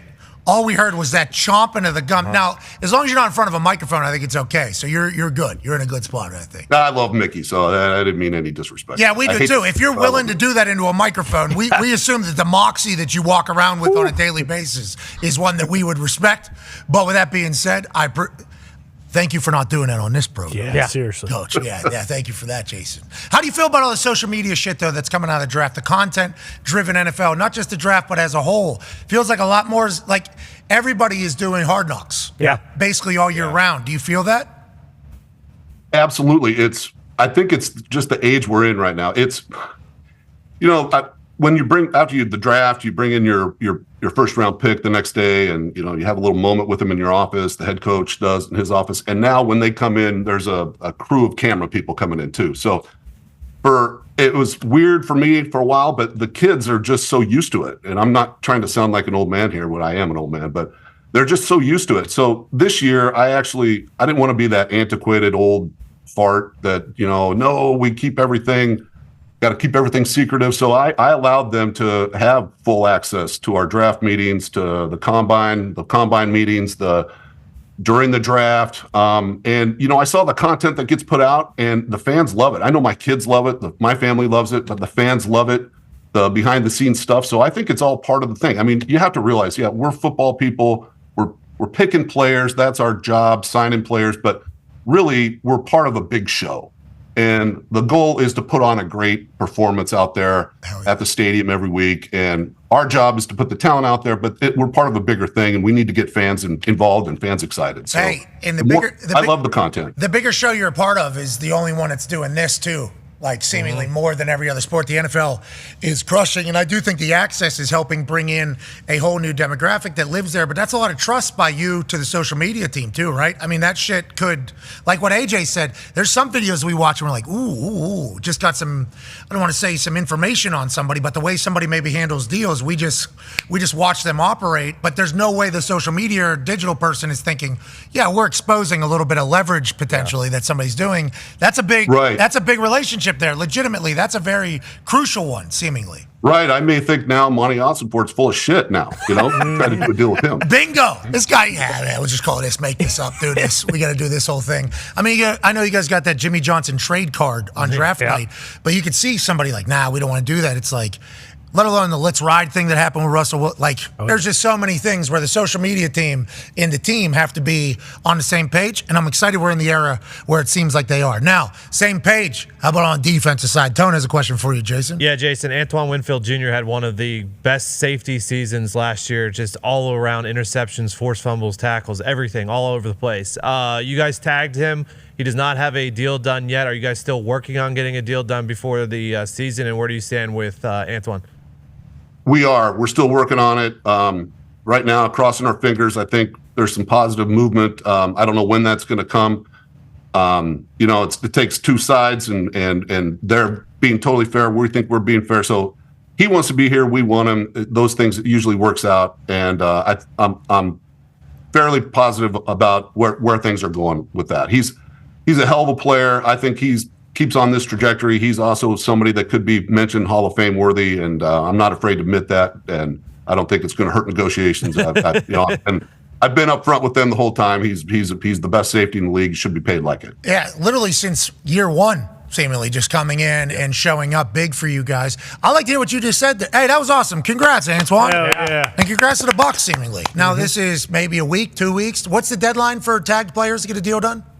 It's mid-July, July 14th, I think, and I'm on vacation there, and that's the last thing I want to do is walking around on the beach with my kids. My wife actually has us hiking Machu Picchu. I don't know if they have cell reception there, so I want to get this done before we leave. Okay, hold on. So, congrats, Antoine. I can't wait to hear the deal announced early July. We're probably going to be off as well at that time. So, congrats now. We'd like to give you a congrats. Celebrate America. Wimbledon's on. There's a lot of there. So when you do trips, you do like we're going hiking, we're doing Machu Picchu, or are you like a beach guy because you live at the beach, I guess, all the time? So that's not what is the angle? So we do. So when I work for Belichick, one of the, when you work for Bill, those few moments that you get alone with him are so special because what we saw at the roast, that Bill, that's him in real life. But the 7 years, let's say, had those moments 20, 25 times with him. One of the first ones that he had with me is he said, "Hey, you've got a chance to be a general manager. Just remember, when you do get that job, just go one place." At least one place every summer that you're going to go so your kids have stability, at least knowing they're going one place because you're going to have to move around. You'll get fired. You'll change jobs, all those things, which has happened. So we picked this spot out in Block Island. It's a little island off the coast of Rhode Island. It's pretty close to Montauk. It's out there about 11 miles. So we go there every summer for about 3 weeks. But before that we go there, my wife plans year-round couple weeks or a week and a half, whatever it is, that we go before that. So we do something different. She's trying to get the kids experiences. So we're going to do Galapagos Islands, and then we're going to do Machu Picchu. So there's a 3-day hike up Machu Picchu. We're taking a luxury train to about an hour away, and then we're hiking an hour. Got it. Smart. You've earned that. Yeah. The Galapagos, they got big turtles down there. Isn't that a big turtle town? Watch it. They're racist, Jason. Do you know this? They're racist. I know. We got to watch it. Yeah. I think you're going to be okay. But from what I've seen from these racist turtles, have you seen the clips from our show about this? I heard about it. Yeah. Jason? It's damning evidence. This is a matter of fact. These turtles They're scared of black, they said, right? Isn't that their explanation? They're scared of dark. Dangerous and scared, so it forces them to attack. It's like, wait a minute. So they're even more racist than we thought. They're the most. They're not just a docile racist bunch. We need to get out and attack. Look at this. Did you know turtles could do that, Jason? I had no idea. White, okay, you're good. Sorry about that, sir. No problem. Cool. No problem. It's on me. Watch those in the Galapagos, pal, because they're a little bit bigger, They are bigger, yeah. Oh, no problems. Nothing to see here. All right. Look at this. He's walked into hell right now. He said, I hate everything. Which one gets it the most? This one, not half. This one's all black. Boom. Anyways, watch yourself in Galapagos, Jason. Seriously. Yeah, we need to get rid of turtles. That's for sure. Yes. Amen. I mean, bring back. You said. Bring back straws. That's what we're learning. Bring back the straw. Hey, Tampa's a beautiful place. Obviously, you've done a wonderful job. Keep going. I can't believe you guys are in favor down there with all the Crazy. continuity. Nuts. You know what I mean? With all the continuity. But it sounds like you love that, and your pettiness level is extraordinary. So just know that we appreciate the hell out of you. And there is a question from Ty about a former player for the Bucks. Yeah, Jason, I know obviously, hey, listen, players, draft, you have a lot of stuff you have to do in the offseason and during the season, but how much time would you say, out of the year, are you spending trying to coerce AQ Shipley out of retirement and to come back into the building and be your offensive line coach? Obviously, no disrespect to who your current offensive line coach is, but how often? Maybe assistant general manager. Yeah, maybe. How often are you, kind of hammering the phones, being like, "Hey, AQ, listen, something's just not right. Something's missing with you not in the building." Well, let's before we make him assistant general manager, I have two good ones. How about assistant to the regional manager or whatever? Assistant to the general manager. He would love it. He'd be the best ever assistant to the regional manager. Oh my God. Yeah, he'd be the best. I mean, as a player though, oh my God, that year 2020, I mean, you can eat soup off the top of his head. He can't even get his own wallet out of his pants because his arms are 20 inches. But I have no idea how that guy became the player that he was. I'll tell you why. He's tough as hell and smart as hell. He was so fun to have. I mean, I talked to him every day at practice. He was assistant. You know what? Assistant to the general manager, and just have him sit here in my office at one of these chairs all day, kind of like Ed McMahon to Johnny Carson. Just sit here, and after hours we can have a drink, and I mean that'd be great. A lot of them. Yeah. He's not scared to go fix your printer if you need it. Obviously, this came from the year as he was assistant to the offensive line coach for you guys down there after his career was ended out of nowhere in the middle out of nowhere. That was a devastating day for him, but we share the same exact beliefs about AQ Shipley. None of us understand how he made it in the NFL that long. None of us understand. He's in the high school Hall of Fame for Western Pennsylvania for basketball. He was a Hall of Fame basketball player, James. That is that bald man that you're talking about right there. And when he's around, vibes are always immaculate. So it makes sense. Now he's in basements. Yeah, now he's wrestling with billionaires in basements. Yeah. So, Jason, you might need to save him. Yeah, exactly. Well, hey, man, I always thought if he ever got into he wasn't coaching here, but he left. If he took it serious, and which he did, but if he wanted to keep doing it, I think he's going to be a head coach. I do. I think he's a great leader. He's sharp. He's thinks quick on his feet. He just has short arms. You don't need long arms to be a head coach. No, you just need, right? Yep. Yeah, exactly. That's all. Yep. Yeah. Or just keep it in your mouth. Well, even Tyrannosaurus Rex can get up there. They can blow a whistle, yeah. You know what I mean? I think they're probably the best whistleblowers out of all the dinosaurs. Everybody mocks their arms, but if we're doing whistleblowing, right here. T-Rex is the thing. That's AQ's built for that. Yeah, that's allegedly Boeing had to kill all the T-Rexes. Oh, no. All right. Knew that was coming. I mean, I hear whistleblower. Jason, we appreciate you so much. Thank you so much for joining us, and thank you for giving back to future coaches in football. We learned about what you're doing this week down there in Tampa Bay with the National Coaching Academy, where they got in on Monday. They'll be going through a bunch of programs and meetings all week, and then this weekend they coach alongside the Tampa Bay Buccaneers coaches during rookie minicamp. Then 5 of them will get offered opportunities to coach throughout the entirety of training camp with the Tampa Bay Buccaneers. You're really giving back to the football community, to the coaching community, and to society as a whole here. This is pretty dope. This is sweet. This is sweet, Jason. This is incredible. It's been unbelievable so far. They've been here all week. It was a little bit of a vision of our owner Darcy Glazer Kasowitz. She was just in conversations about how it works. The Bill Walsh minority program works. How we choose the coaches that we do that every year with. And she's like, why not broaden the opportunity, widen the net nationally, which has turned out to internationally, to give other people opportunities. And we've got a coach from Brazil, from Denmark, from Germany, and then from high school. I mean, there could be a coach at Loras College or Fairmont State that's better than the coach at the top SEC program. So up and coming coaches. So it's been cool to talk to all these people, and they get to sit in meetings with the players, the coaches. We had panels with Rondé and Tony Dungy and Bruce Arians, and I think he dropped only 7 F-bombs. Really? That's it. Myself and Todd and the scouts. It's been great. It's been great. All right, well, it's a perfect time to do it, because things do matter. There's things happening, but also we can maybe look ahead and help the future of football. It's beautiful. We appreciate the hell out of you, Jason. You're doing it right down there. Appreciate you guys. And every time I see Pat, I think he could have been our COVID kicker. We came pretty close. It really did, didn't it? I mean, legit. I don't know, because Bruce was texting me, so I don't know how much you guys were. And from my angle, this is how this went. I got tested for those antibodies. If I would have had the antibodies, I wouldn't have had to do the 10-day hotel stay, and I would have been on the Bucs right against the Falcons that week that it all ended up happening. And then I would have had to do nothing because Suckup and Pinion, I think, came back that weekend, so I would have just been on the roster. Then you guys win Super Bowl. I get Super Bowl ring, technically. You'd be at the party. You'd be on the boat parade, which was the greatest day of my life. Oh no. A little bit on that. So we're at the Super Bowl boat parade, and I'm sitting there with Bruce, my family, my wife. And I looked at all these people are in the bridges. They're just overflowing and just bursting at the seams to get out after COVID and do things. And I said, "This is the greatest day of my life." Besides the day we got married and we had kids. Yeah. And she said, "No, it's fucking better than those things." That's awesome. That's what you. That's why you log all those hours. That's why you get 25 opportunities to chat with Bill over 7 years. That's why you watch all the film is for that boat parade, for a city to come together whenever it's been separated for so long to celebrate something awesome. And if we would have treated COVID a little bit worse around our office with our social distancing and our mask wearing, cleaning hands, and washing our hands for a full ABCs, not looking at each other.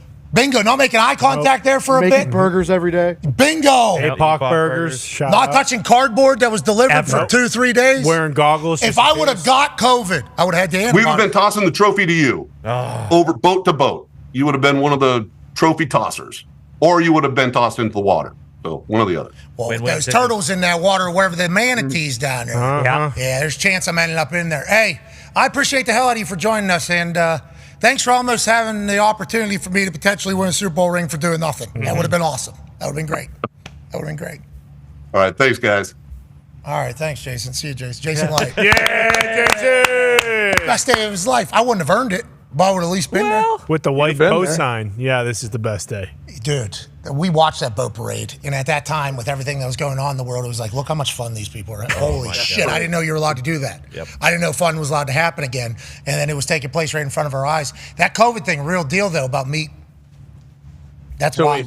If you had antibodies, then it puts you in a different protocol, Yes. So I had to get tested for the antibodies. If you have the antibodies, that means you already had COVID. So if you're vaxxed and you have the antibodies, you didn't have to go into a hotel for isolation for 7 to 8 days to go work out for a team. Remember, that was the case. If you want to go work out for a team, you had to go into a hotel for like a week and you'd be isolated. Like when AQ went and joined the Tampa Bay Buccaneers, he was in a hotel in Tampa Bay. His wife's got 3 kids at the time. Yeah. He's in a hotel all by himself for however many days it was because he hated it too. Oh, so bad. I mean, everybody. I would assume everybody. What if you had to do that workout? Don't make team.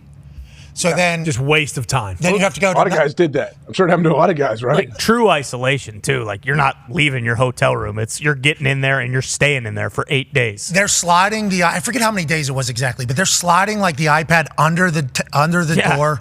Like their food is getting left basically at the front door. Like, we aren't even coming close to messing with this. You're not ruining our season, pal. No way. That's not how this is going to go with everything we got going on. But if you had the antibodies, I do believe you were able to. It was maybe only like a 2-day or a 3-day, as opposed to whatever it was.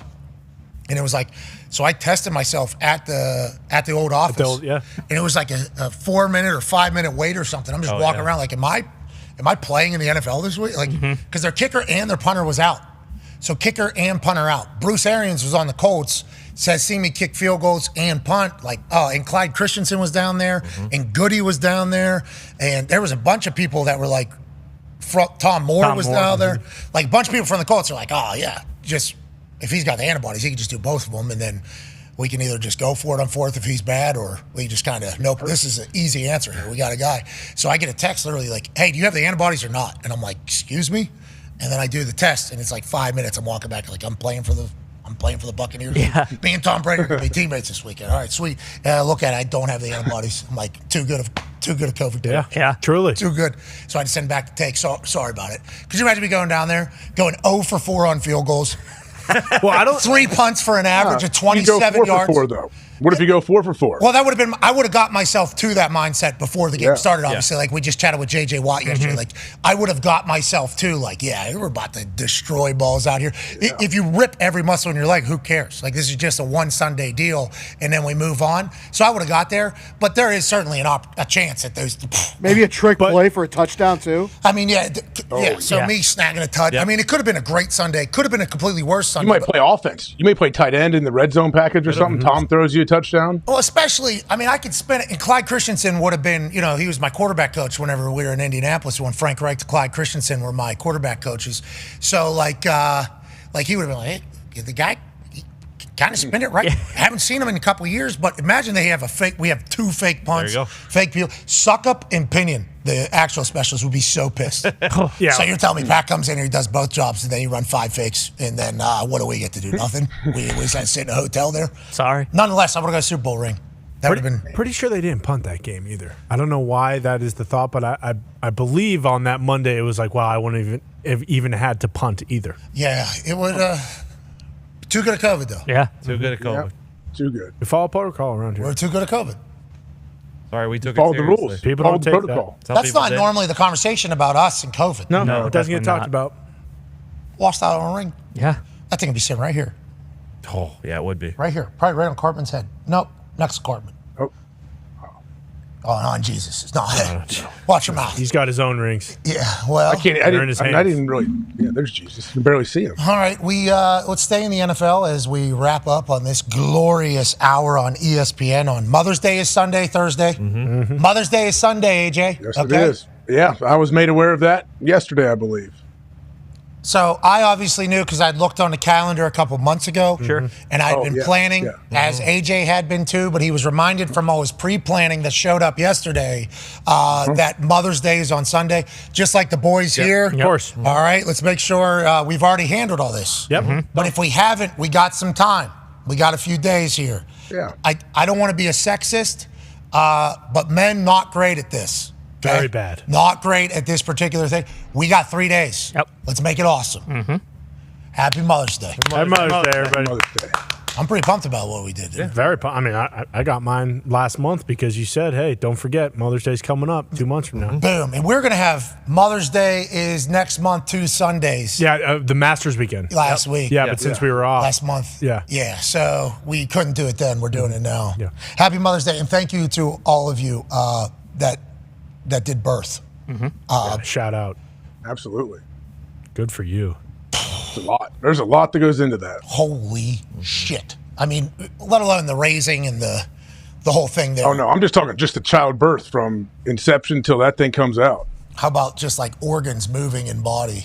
I can't breathe much. Well, that's because your kidney's behind your lung. Yeah. You're going to find out you're about half breath. What do you mean? Yeah, just kind of picked up its shit and moved. Why is that? Well, there's an alien growing inside. And then all your other stuff is moving as well. And, well, I'm really uncomfortable. Yeah, that's because there is a human inside of you right now. Oh, well, it's hard to walk. Yeah, you're going to have to waddle. Yeah. Yep, that's you. Yeah, the way that's it goes. Well, I'm incredibly sick. I can't, no lights, no smell, no sound. It's real. There's nothing I can do. Yeah, congrats. Here's a bucket. Puke. Yeah, exactly. So let's make sure we enjoy and celebrate mothers. Absolutely. On Mother's Day this weekend. Shout out to all of the women that have given birth. Now, Buffalo Bills' new stadium motto has come out. And it's obviously a small figure. Yep. And it's this thing looks super cool. I'm going to say it. Okay? I'm going to say it. Now, I think it is dumb that they don't have a retractable roof that they could just leave open for the locals, but a retractable roof that could, get them a Super Bowl maybe. If you have a roof there, there's a chance, maybe a Super Bowl comes to town. But I understand football in Buffalo is different. We don't want a roof. I get it. Could leave it open, but I completely understand how and why you want to build what you want to build. Looks beautiful. And I love the fact that Buffalo is, going to have football for seemingly the next 30, 40 years, because we've seen crazier things happen in football cities. If they can't get a new stadium, all of a sudden they get start snooping around, and then boom, team leaves. Happy that the great Bills Mafia has this as their next cathedral, AJ. It looks really good. Honestly, you're like, what do you think? A retractable roof to add that would be $1 billion? Like, what is it? I have no clue. Yeah, I've no $2 billion? I don't remember the exact amount that the Colts had that they added, but it's been rubbed in my face before because I've said, let's keep this son of a bitch closed. And then they've said, City paid insert amount of money for that roof to open. They're going to open. We're going to open that roof. Like, that's how it's going to go. But it's like, I feel like that would help with a Super Bowl, which I thought every team got if they build a new stadium. But now are they going to do it in Buffalo in February? I don't think so. You know, it's like an interesting dynamic because I love what they're doing. I appreciate what they're doing. But one big plus to building a new stadium is getting the Super Bowl to come to your city, which is going to bring obviously hundreds of millions of dollars, if not billions of dollars into town. So interesting stuff, but it's going to be cool. Yeah, like you want your fans to be happy and everything, and like getting a new stadium is obviously cool for like the surrounding area and all the fans, but I just assumed that the entire onus behind building a new stadium was to get a Super Bowl to bring all that extra revenue into the city. And maybe the NFL will bring a Super Bowl there, just like they did to New Jersey, to MetLife. Maybe that's the case, but boy, everybody will bitch. Yeah. It'll be a loud bitch job if that happens. Everybody's bitching. Oh, yeah. Everybody. Teams that are in there are not happy. Obviously, fans that are traveling there are not happy. Right. I would assume onlookers, because remember, what if they have that exactly the shuttle situation that happens, which is possible in Buffalo. That's the way the weather works. Overnight. But we love Buffalo. We love Bills Mafia. We think it looks incredibly cool. And them bison better be massive. Large. Better be Don't cool. hold your breath. Amen, brother. You can hold your breath till tomorrow's show, though, if you want. It'll be in about 22 hours. Be a friend, tell a friend something nice. It might change their life as we wrap up here on ESPN. Continue on YouTube, ESPN Plus, and TikTok. We'll see you tomorrow. Goodbye. What a send-off right there. With the raise of the voice. That was like real send. Yeah, fluctuation. Yeah, journalism school, they're teaching that in. Of course. In the prompter, nice. the letters are going like, At Syracuse? Syracuse Northwestern. Newhouse School of Journalism. Yeah, White House. They're doing that. When you're reading that prompter, it'll go like this because that's a send, you see. Have I ever telepromptered? Yeah, for one of we've had a couple reads that I've had hit spot on for like WWE. Right. Where it's like a script or whatever Yep. for a video they'd like to make. I'm not a good reader. I'm not like, when I see people doing the teleprompter, I'm almost more impressed. Yeah. Because like, I don't know how you maintain, like, you know what I mean? That's tough. It's easy to get lost. It's definitely easy to get lost. You got to trust there's someone, working it that's trying to go off of how your pace and everything. They can mess you up for sure. Because I'll see people deliver these magical things, and it's like, okay, they were reading that. And then in my head, I'm like, what a fucking great reader. Yeah, how did they do that? Let alone what a natural reader. Yeah, make it seem like they're not reading. let alone writer. They probably wrote it, obviously. Yeah. But like the reading of it too, phenomenal. Yeah. I don't know if I got that in me. So, like Nick Cannon, not in real life, but in that drum line. Can't read the music, No. can hear it. I'm like, yeah. What about reading jokes? Could you read jokes? Like if you were at a roast, like they all had prompters and they were going off and on. Yeah, so that would be like the upfront thing where like I can't, like, it's just not, you know what I mean? Doesn't seem natural. Yeah, like the ESPYs, there's a ESPYs, teleprompter back there. It's like, I didn't give them anything. Like, that's none of my stuff up there. And then they're like, search. You see them search. One of the fun little game for me at these teleprompter events is the teleprompter controller trying to figure out where I am in the script that they were given by somebody that wasn't me. And it's like... He's going off script. He's going off script. I don't see it here. They've gone red. Like I've gotten a light. Like I'm at a stand-up comedy club numerous times on these teleprompters. It's awesome. Nice. Where is it? I can't find it. He's got to be. Give him the light. Get him out of here like they do comics. They do, yeah. And I'm like, I see. That's awesome. Okay. What are you? I'm nowhere near done right now. Yeah. So I'm you can stop flashing that light at me. I am not done yet. I am so sorry. I mean, we can end it right now if you want, but it's going to be a bad ending, I guess. I'm going to come around. We're going to bring it around. So I am impressed by the people that can read and do that whole thing. We are just not one of them. But I bet you that's a big part of it, is like becoming a natural fucking reader. Yeah, just knowing when like those moments are in the entire thing too. Let's get out of here. Let's go to the bathroom. And on the other side, we got a fucking genius. Yep. Hey, that was one of the most impressive things I've seen. Just walking right up there, Incredible. Lion's Den too. Yeah. A lot of heavy hitters. And then her doing I grew up in a trailer park. There's going to be a lot of conversation about what I do and what I swallow. And then just... Yeah. Now I'm going to kill all of you. Murder it. It was awesome. All right, be a friend, tell a friend something nice about change your life. Nikki Glazer on the other side. Take 5. Ryu, did you know you would be good in front office? Did you know that this was going to be something you would succeed at? I didn't know I'd be good at it. I didn't even know I'd be doing it. It's an interesting story as to how I ended up here. I ask myself that often. Way back when I was a kid, I did love like the NFL draft. My dad used to pull me out of school. Out of half day, he'd come pick me up at lunch. We'd go watch the draft. So I loved that. Throughout my career, I'd piss my wife off by not only watching round 1 through 3, but then watching round 7. And I'm filling out sheets. And I think the thing that probably piqued my interest, I was living in Denver after I got done playing there. I'd become friendly with Elway. We played some golf together and he looked out for me. We had the same high school coach. We went to Stanford, played football, baseball, same fraternity. That was like the poster on my wall. But Elway took the leap at the Broncos. And in his first year, he said, Johnny, you know, I'm keeping a lot of the scouts, but I don't know them. I love the way you think about football. Could you watch the safeties this year and write some reports? And so I did that for him. Remember, it was the year of like Mark Barron and Harrison Smith. And I took a lot of pride in. I had no idea how scouts did things, but I just watched it like I would watch film, and I sat there at the computer and wrote some reports, and Elway was blown away with like the detail. If I'm gonna do something, I'm gonna do it right. The next year he says, that was awesome, Johnny, why don't you do the DBs? So I did the entire DBs. I added the corners. The next year he invites me in for their draft process. It was a lot of work. It was a lot of time. I went to Indy. I went to the combine with the Broncos that year. So that started piquing my interest. Long after that, there was a guy who ended up bidding for the Carolina Panthers, and he didn't get the team. Tepper got it, but there was another gentleman by the name of Ben Navarro, and I worked with his brother at Fox, and he one time asked if he could meet with me, and out of the blue asked me if I would run his team if he got the Panthers. And I said, really? Are you serious? And he asked me to kind of put together a vision statement for how I would run a team, and so I spent a couple weeks doing that. I met with him, and from that point forward, I kind of just said, if the right scenario ever came about, this might be something I want to do. I was missing like competition. I was missing scoreboard. I was missing the wins, the losses, all of that. Out of nowhere, something was keeping me up at night one year. I didn't even know what it was, and my wife said, something's on your mind. I know you when you're acting like this. You can't sleep. And I had done a bunch of Falcon games that year, and Kyle Shanahan was the offensive coordinator. It's the year they went to the Super Bowl against the Patriots, and I heard something like Kyle Shanahan's going to get this Niners job, and that's the one he wants. But somebody said he's struggling to find a GM he wants to work with, and so something was on my mind. I had done a bunch of Kyle's games that year, and I gave him a cold call, and I just said, hey, dude, I want to thank you for all the time you've given me all year in these production meetings. I heard something that you're struggling to find a GM.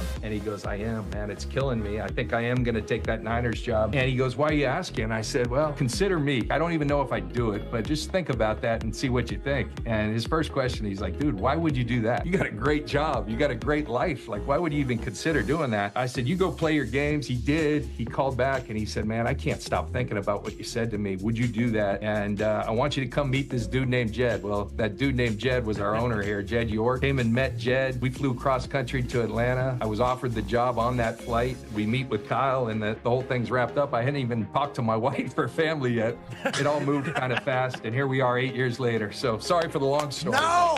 No. I'm hoping we get 3 or 4 more of those. That was phenomenal. Hey, thank you for blessing us with that information. And also, shout out to you being somebody taking initiative and being like, you know what? Yeah, this is something I want. And diving right in and being prepared and knowing that you're... Probably the most interesting trade was the Randy Moss trade. After the draft, the first day of the draft, we've been trying to trade for Randy Moss for 2 months. All like childbirth. I mean, it took forever. After the first day of the draft, I talked to Mr. Davis. I said, are we going to make this deal or not? And he said, yeah, we'll do it. We'll do it for your 4th. And I think we were picking like 7th in the 4th round. I said, well, we got to get the guy in for a physical. We can't take his contract. We're going to have to renegotiate his contract. And Mr. Davis said, well, that's your problem. If you want to trade for him, then you get it done. I said, all right. I call up Randy. Hey, Randy, it's Coach Belichick. Boom. Hangs up the phone. What? Let me try this again. Randy, it's Coach Belichick. Who is this? Who's pranking me? Who is this? Boom. Hangs up the phone. Randy, this is Coach Belichick. We traded for you. What? Is this a joke? This better not be a joke. Who is this? No. This is... All right. Really? I said, yeah, but look, we got to get this done by tomorrow at noon. He goes, all right, what do I need to do? I said, you need to come up, take a physical, and we need to renegotiate your contract. It's by noon? Yeah. He goes, well, I'm in Houston now, but I got a plane. I'll be there. Nice. He flies, and he's there at 8 o'clock in the morning, comes in and takes the physical. You know, the old... Yeah. Make sure he's live. Okay, you're good. Renegotiate the contract. We're done at 10 o'clock. And first thing he says to me is, where's the playbook? Oh, that's awesome. I said, right here. He said, okay, because when I walk out there with the first team with Brady, I got to know all the plays. I can't go out there and make mental errors and screw up. I got to know his offense. And he was smart, man. This guy was smart. On this post-safety coverage, what are you going to do? He goes, Coach, you ain't going to see any post-safety coverage against me. Like, he goes, you're going to see cover 2. We haven't seen cover 2 in years. He's like, you're going to see cover 2. And he was right. And then he would say, well, here's how I'd run this route. Here's how I'd run that route. And I started thinking, like, we got to start giving Randy some routes. We're running this, and they play cover 2. How we can move him into the slot. He's like, move me into the slot. I said, yes, so you can get in the middle and cover 2. He's like, all right, good. 25 touchdowns. So many. Yep. Opens up the running game, too. But I'm telling you, it was Randy, come on, man. Trying to. Sweet 16 tonight, AJ. It's a big deal. Opening day today, big deal. What are your thoughts on sports really having a big day on this particular Thursday? I don't know what it's like in your guys' algorithm in your world, but I don't hear a whole lot about opening day where I'm from. Nope. Do you? We don't have a team in Columbus. Yeah. What are you No, talking we got about? this. I'm the Reds fan, and there's a lot of Indian or Guardian fans.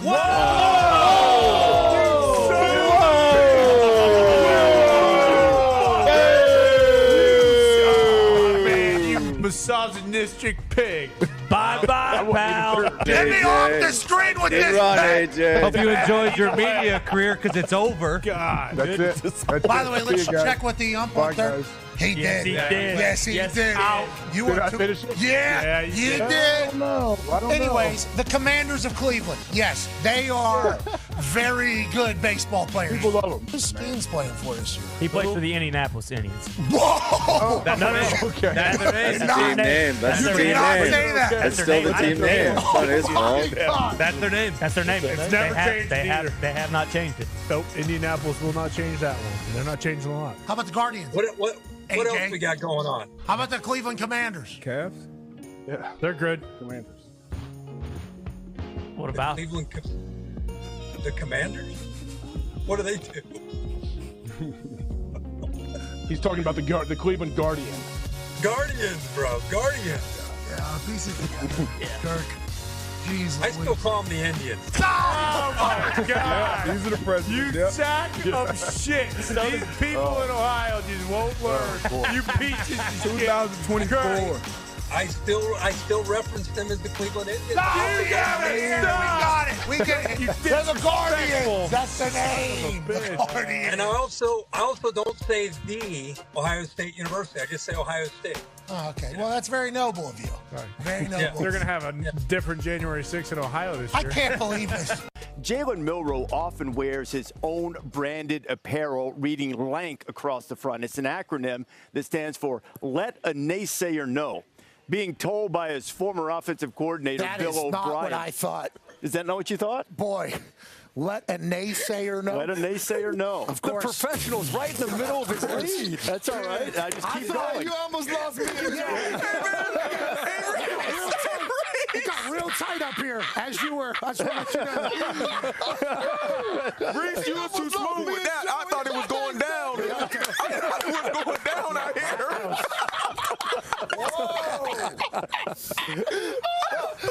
I looked over at Liz. Oh, sorry about it. Let a naysayer know. Let a naysayer know. Naysayer know. That's what we thought the whole time. That's what we all thought. Hey. Why? Let's go. This show stinks, and the fact that you listen, we are very, very thankful for. The all-time leading tackler for the Green Bay Packers, you pig! Damn it! Be a friend, tell a friend something nice could change their life. Sport! Hello, beautiful people, and welcome back to our humble abode, the Thunderdome.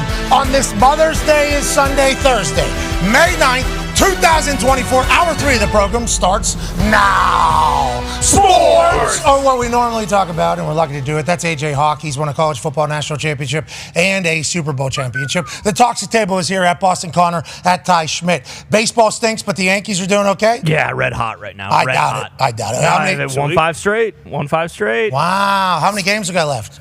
Last night, I believe, was game 39, so we still got about 127 or so. All right. Let's pay attention to those. Good time to get hot. Sounds fun. Yeah, now's the time to have good wood. That's know what right. I mean? Nice hot bats. That's Now's right. the time you need it. One half of the hammer, Dahn. Cowboys, Tone. Diggs is here. Tone, you look incredibly fit, pal. He got a whole new wardrobe. We've noticed this the last 3 days, right? Yeah, yesterday's was unbelievable. Yeah, yesterday you looked super cool. You look like high school Tone. I want to let you know. You're super fit, super great shoes. Great.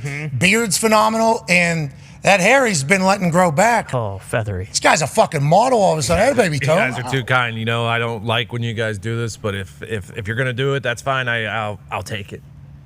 Oh, is that a Sunday red shirt you're wearing from No Tiger Woods? way. Wow, that's Did why you Tiger look send it so to you? good. No, he paid $190 for that long sleeve T-shirt right there. No, this one Tiger hand signed and sent to me personally because he heard us talk about it on the show. This one I didn't have to pay for. Okay, but if you were to have to pay for that one, is that $250? I think it's a reasonable 110 maybe. Okay. Yeah, that's good. That's a good shirt. Just like that. As Ty would say, we're not buying clothes from the soup kitchen here. Yeah, you're damn right. You're buying from billionaire Tiger Woods. That's right. And giving back to the game, I'm very appreciative that he is doing that. Speaking of giving back to the game, there was a roast that happened over the weekend, Sunday night, actually. Saturday would have been cool, but, Sunday night, we all stayed up for it because Tom Brady was involved. The Patriots are involved. Some Tampa Bay Buccaneers were looking as they were being looked at by the entire world over the show. And then there was a lineup of comedians. Okay. Obviously, Jeffrey Ross, who's the roast master, was there. But then there was a lineup of these comedians that were absolute dogs, absolute savages. And my wife was a massive fan of one of them. I hadn't really got a chance to enjoy her work yet. But after the roast, I'm in forever. Yep. Ladies and gentlemen, the host of Fuckboy and Fuckgirl Island, the host of the Nikki Glazer podcast. She's been in plenty of movies, and she won the greatest roast of all time, Nikki Glazer. Yeah, Nikki. Hi, guys. Nikki, Thank you for having me. That's so nice that your wife is a fan. That's so sweet. Thank you. Yeah, I think she, similar personality from what I watched, on the greatest roast of all time. And then you got into the algo, you got into the algo after I said your name and my wife had a conversation about it. Seen a lot of clips. Hey, you're a fucking beast, Nikki. Huge fan. You got a huge fan of me forever. You. No problem. Oh my God, that's so nice. I have an HBO special coming out on Saturday night, so I hope you watch it. It's called Someday You'll Die, so check that out. But it's been insane. I mean, the fact that I'm on the show, there wasn't a chance I'd be on the show had it not been for the roast. This is such an honor to be here, and the exposure has been immense. Thanks for the shout out on the show. I mean, it's been crazy. Todd Bowles is a fan of mine. I just found out who he is. These are just. It's a new world that's opening up to me, but it's been so awesome. It's all new to me, but this has been so fun. Isn't it wild? Nikki Glazer and Taylor Swift. Yeah. Just winning over the football community in about one night. Yeah. It took about one night. That's an amazing thing, Nikki. You and Thanks for that Tay. comparison. Yeah. Yeah, that really means a lot to me. I was thinking if I could give you guys some jokes like I didn't use on the show that didn't fit in my set and just run them by you and think what you think about them. Yeah, we'd be very, very thankful for that. Would that be good? Is that happening right now? What's the language restriction here?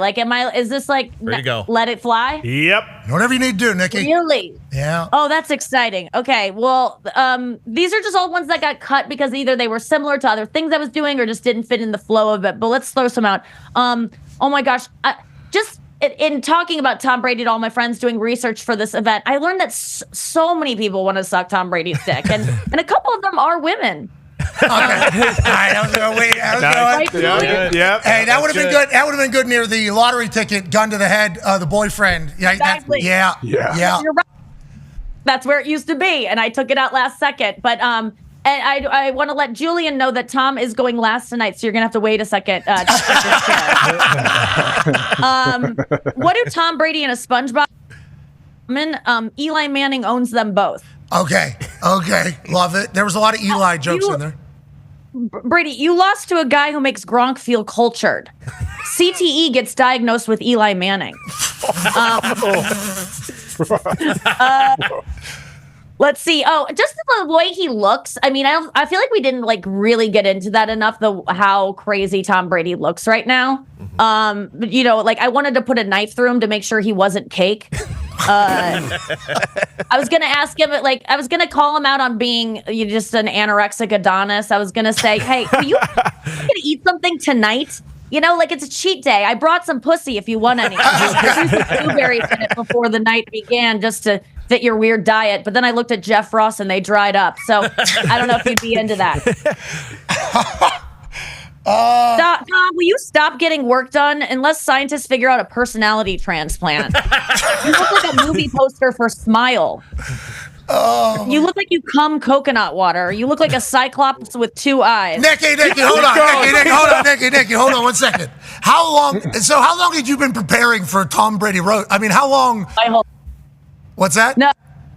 Honestly, I probably found out a month out, and that's when you start just watching all the documentaries. And because I knew about him, but I didn't know a ton. And that's where you just started immersing yourself and talking to everyone you can think of about their opinions of him, looking at pictures of him all day. And then the 2 weeks beforehand is really intensely working with a team to write all day and then go out at night and run the set around town like 5 different times. I was, a week out, I was running the set, skipping from club to club, telling people like, okay, so here's who's going to be here tonight. I'm setting the stage. Drew Bledsoe. Here's the story behind Drew. Kevin Hart's going to be, and then doing the jokes. And it's kind of risky because with a crowd that it's not the roast. The jokes can work or they can't work, but you really don't know what it's going to be like the night of. So it was such a relief that it actually worked. Yeah. Did anybody in the arena, other presenters or roasters, did any of them hear any of the jokes before they were live?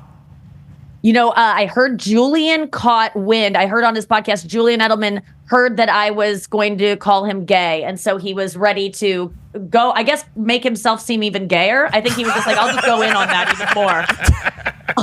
Because he didn't really have a retort to me. He just like proved my point. So that was kind of fun. But yeah, we're all like, you got to check because Jeff Ross and I are, and Tony Hinchcliffe and Andrew Schultz, all the comics are going from club to club trying stuff out. So if I would run into Jeff Ross, I'd stay out of the room because you really want to respect what they're doing. But then, there's some overlap. You also wonder what's the line. Like, I heard someone was doing an Aaron Hernandez joke and I go, I didn't even know that was on limits, So then it changes everything when you find out like, oh, we're going there. Okay. Well, let's see. Now my whole set changes because that raises the bar quite a bit. Yeah, there's a lot to pull from there. I'd assume the brain, wants to explore the space over there.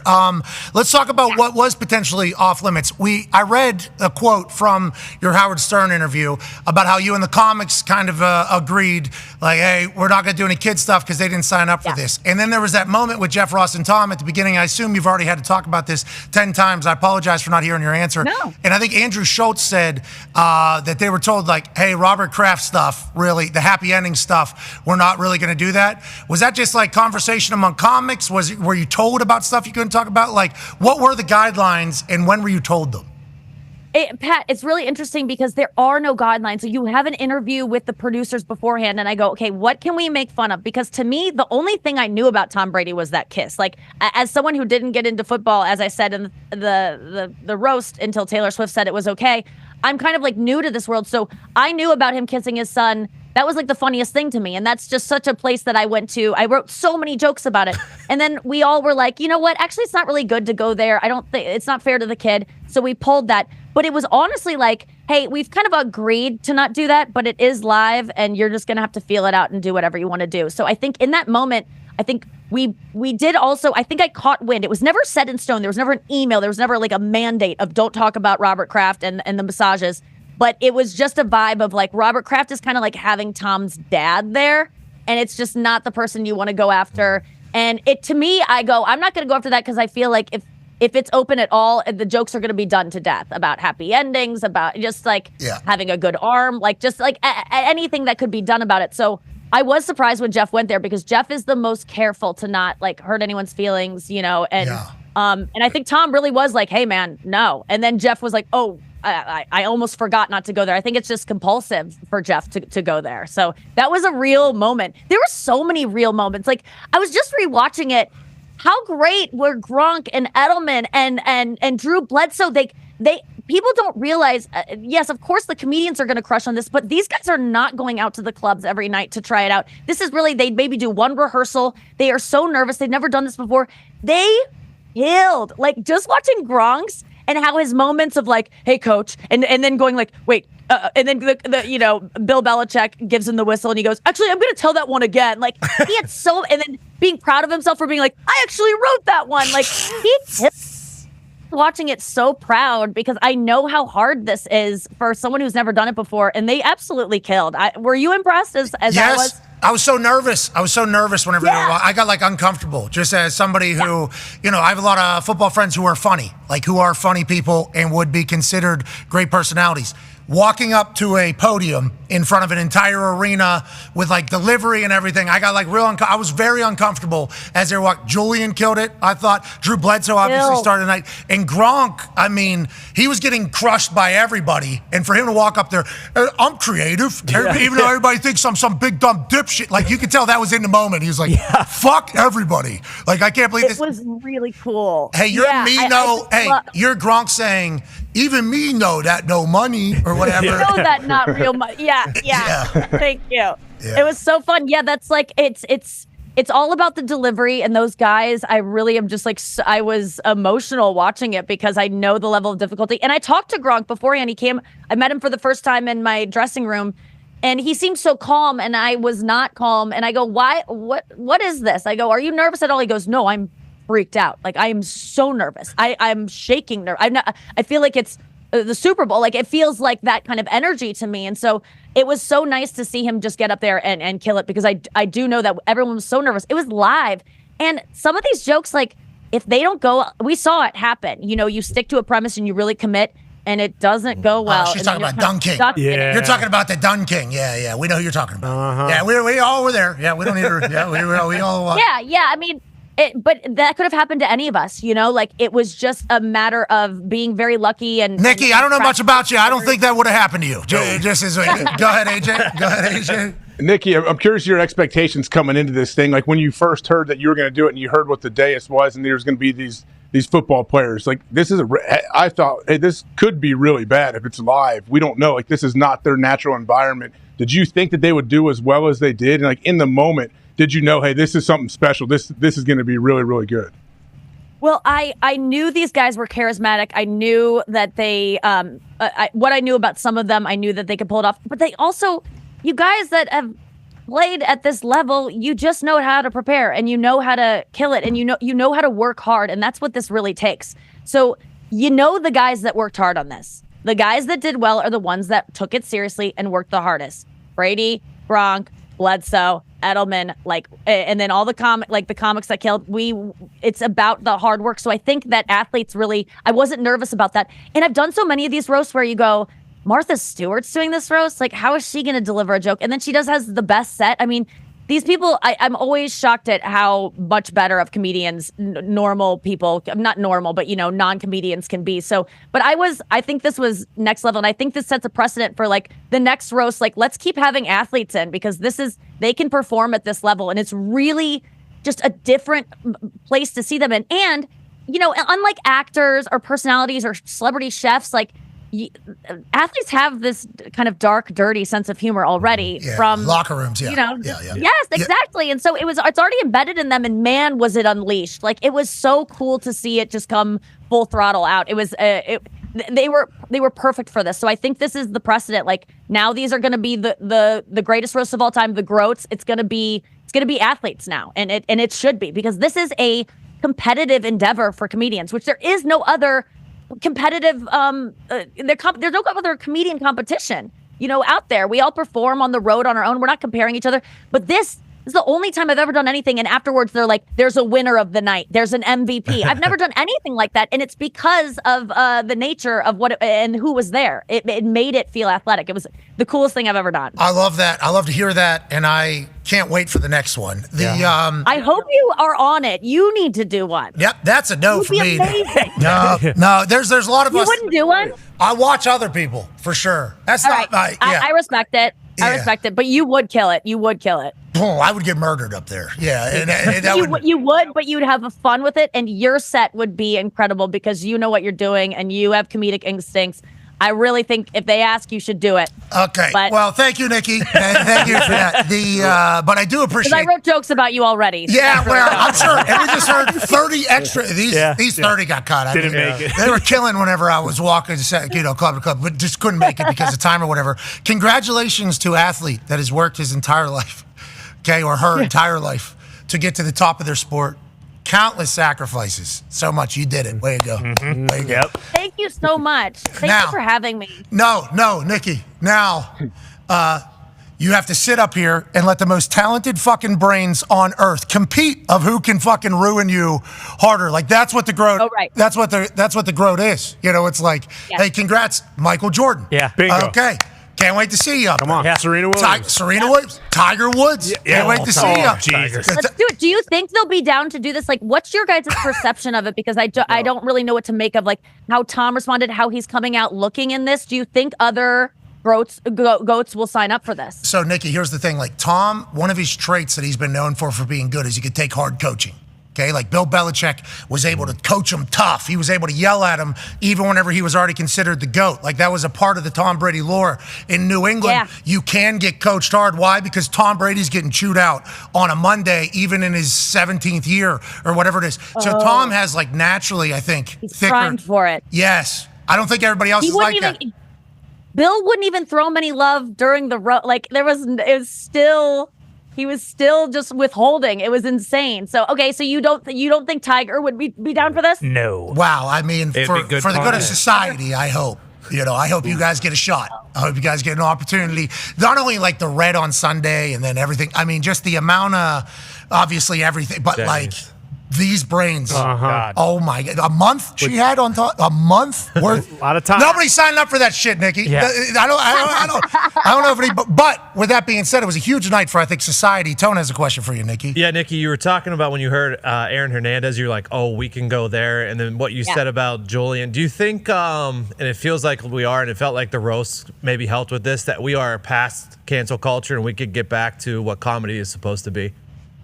I think this really broke it open. I think this is the response I've had from this. People are like, it was a catharsis. People are so excited that something went so dirty, so filthy, so dark and offensive. It feels like people are jubilant about it. It's not like people are actually offended in any way. I haven't sensed that at all. The only kind of pushback has been seeing headlines that Giselle is disappointed. Oh, boo-hoo. And fair enough. I would be too if I were her. Like, she wanted no part of this, like that's the only kind of negative response coming out of this. So I think people are so excited to have this kind of breach of we can say anything again. But I will say that this is kind of the only night that's allowed where I really took it as like, I can't get canceled tonight no matter what I say, because I could always fall back on the fact that this is a roast and this is what you asked for. This is what I'm being paid to do.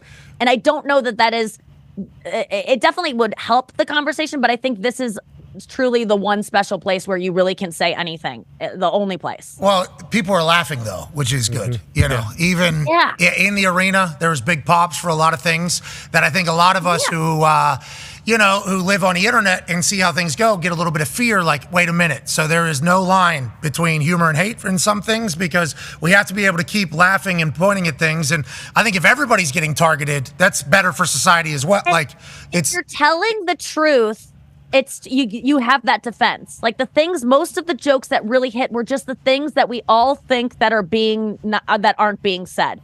Like when those moments where Gronk is just like, and Edelman are like, man, you're weird, Tom. Like, you're just weird. Like, there were these moments of like truth, like you're a good guy, but you're a weird guy. Like, those were the moments I really liked, which is like, oh, that's just a truism that doesn't even have a joke wrapped around it. But I think people are just craving honesty, which is, that's what bothers me about people being offended when I bring up something. I always make all of my jokes when I'm touring or anything. I just always have the defense of, but it's true. I'm not saying that person's a bad person or I want them to die. I'm just saying that that's what happened to them or that's what they do or that's what they look like. It's just true. I'm not saying that they're a bad person because they look like that. It just is. That's what it is.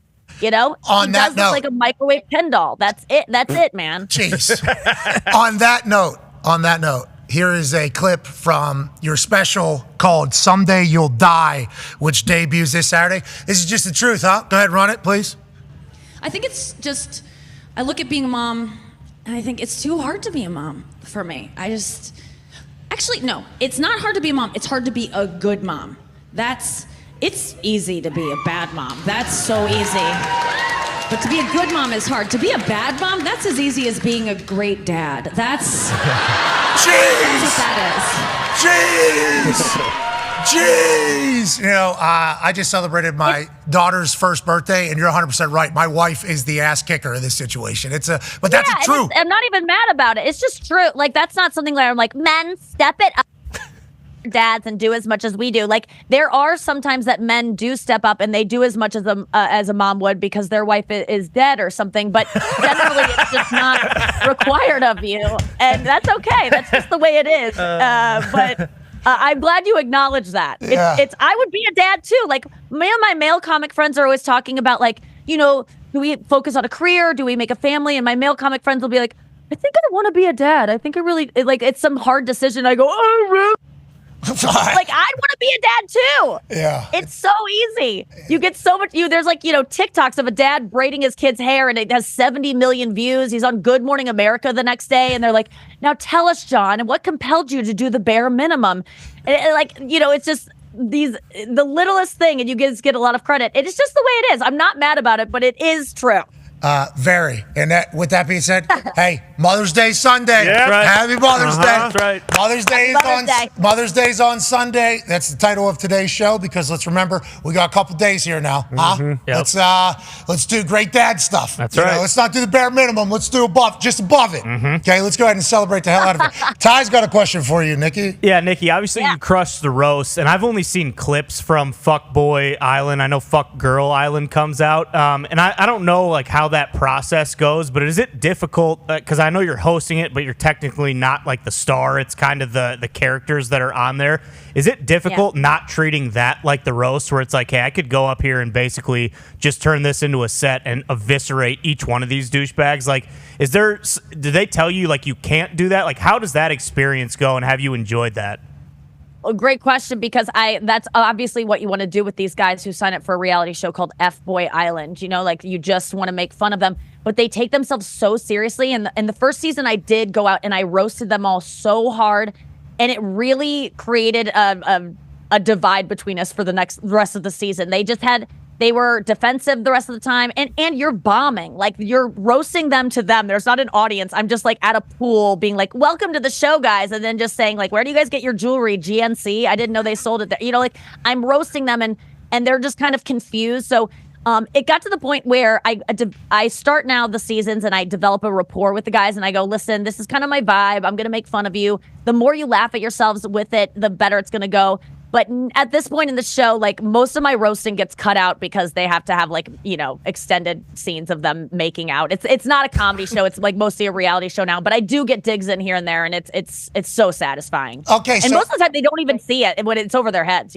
Is it fuck boys? I mean, that's kind of in the name. That's how it's going to go. So it's like super dramatic. I've never seen this. Are we getting voted off the island? It's a comedy show. It's edited in a comedy way, so it's like it has all the like, intrigue and suspense and like of like a Love is Blind. Like, anyone in your life who likes those kinds of shows will love it. But it also has elements for people who don't really like those kinds of shows, that have to watch it with their wife who likes those kinds of shows. That is making fun of the genre. We don't take ourselves seriously. We know people aren't going to get married out of the show. We know that we're manipulating them to fall in love very quickly, and it does really happen. They do fall in love, and no one's really there to find love. They do find it, but they're all there to be famous. It's all like, we make fun of ourselves, but it's called Lovers and Liars, and it's on the CW now.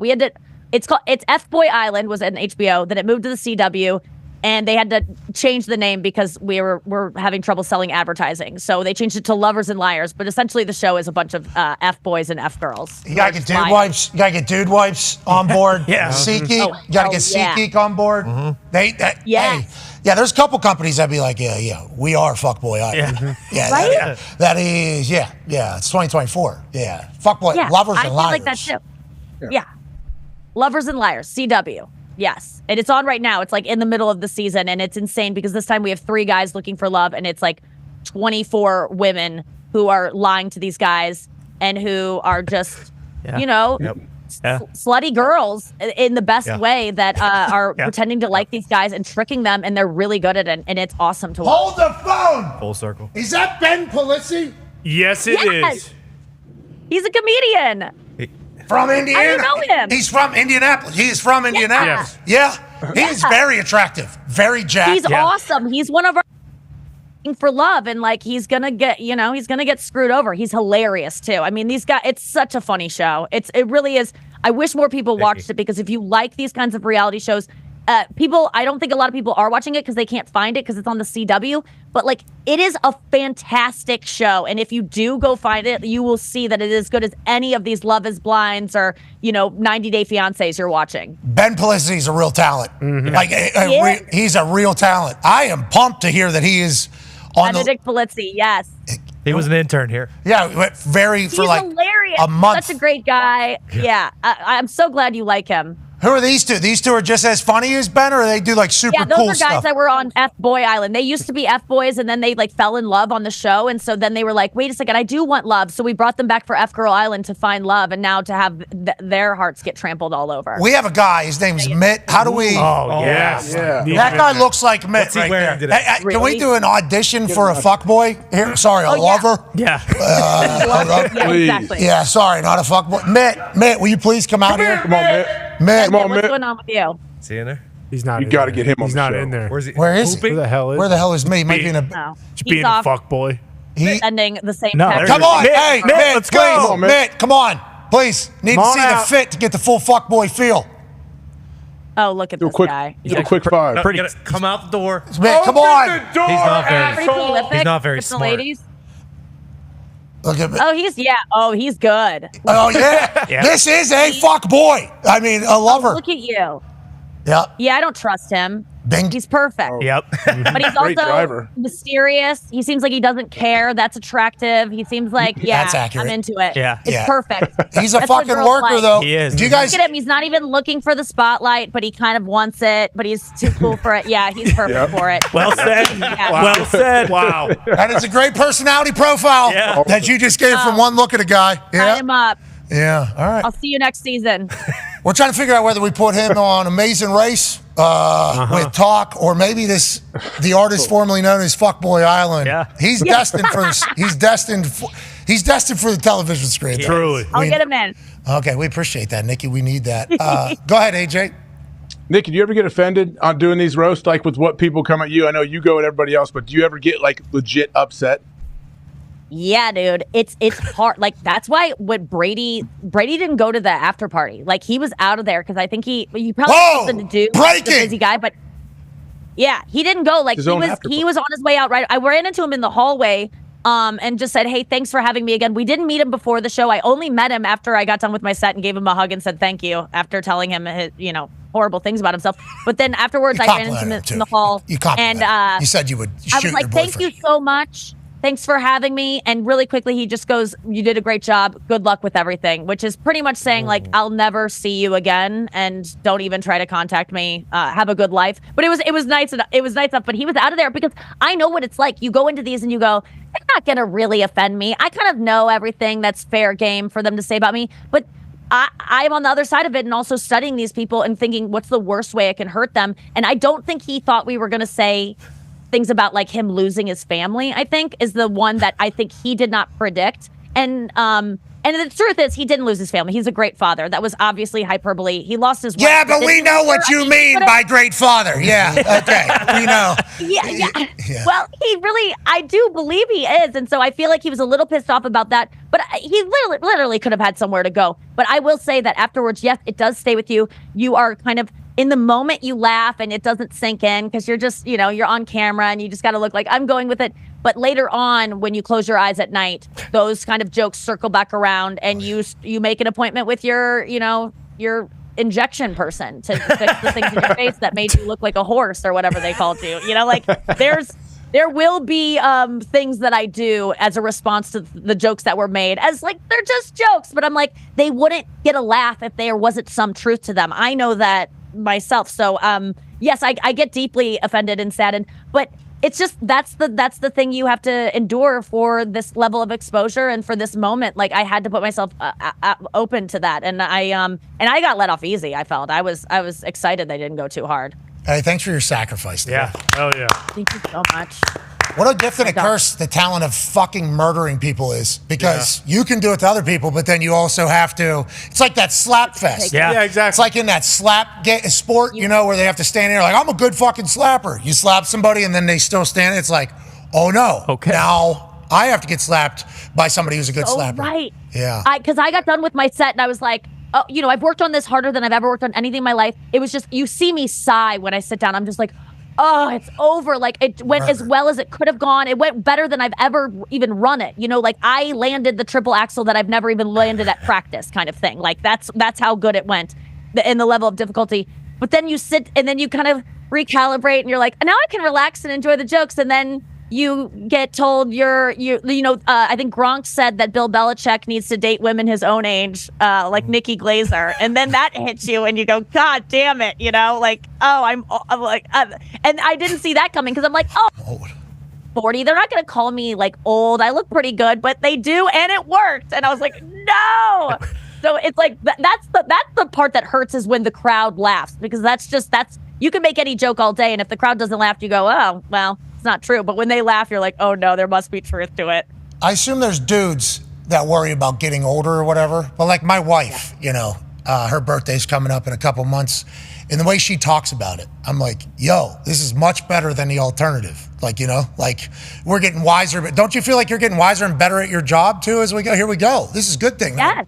Right? Yes, but there's going to be a peak for it where it's like, no matter how talented you are, like people don't want to look at your aging face. Like people, there's HD cameras, and when your neck as a woman starts to look scrotal, they're just kind of like, can you get out of the way? We don't really care about your talent anymore. Like we want to look at things that we want to fuck, and yours doesn't elicit that response in us anymore. So can you move out of the way for someone less talented and more supple? Which I get. I mean, I like to look at attractive things too. So yes, there is that panic of, I like getting wiser. I like not caring what people think about me as much. All these things that come with age, but it's undeniable that as you age, you kind of lose visibility and people, people don't want to fuck you as much. And it's not that I want people to fuck me. I just want people to want to fuck me, Like being fuckable, the worst part of being fuckable is getting fucked. It's all the other things that come with it. Like people holding doors for you and helping you with your bags. Like that's the thing I want to retain. All right. Nikki, thank you. I should have expected this to go exactly how it went. From little first word to last one here, Nikki. You crushed. I can't wait to see what you do next. My wife will keep me updated. And now that my algo knows that I know you exist, I'm sure I'm going to see you because your social presence is phenomenal as well. Keep crushing it, Nikki. You're doing it. Thank you, Pat. Thank you, everyone. This was so much fun. You guys are so great. Thank you. Someday, she doesn't mean that. Like right now, there's 1,000. Yeah, not at all. Someday You'll Die. Debuts May 11th at 10 Eastern. Is that AM or PM? That's PM, baby. This Saturday, streaming on HBO. Someday You'll Die. HBO new comedy special. It's my 4th hour special. It's my best one yet. And I hope you watch it. Yeah, I'm in a tiny, tight skirt. I'm doing I act out a gangbang at the end. Like, it's just worth seeing for all those aspects. Okay, perfect. That's on Saturday, 10 p.m. Eastern on Max. She's also on tour right now. May 11th, Hollywood Palladium, May 17th. The Venetian. That's nice. She'll be there. David Spade. With David Spade? I do a residency with David Spade at the Venetian. So May 17th, 18th in Vegas with David Spade. But then I just have a ton of tour dates coming up on my own that are going to be incredible. I'm so excited. Your crowds lots of roast jokes, lots of just new material. It's going to be awesome. What'd you say, Zito, there? June 15th, she's in town. Okay. Oh, here we go. Indianapolis. Clues. Oh, hell yeah. Please come out if you got, let me know. I'd love to have you.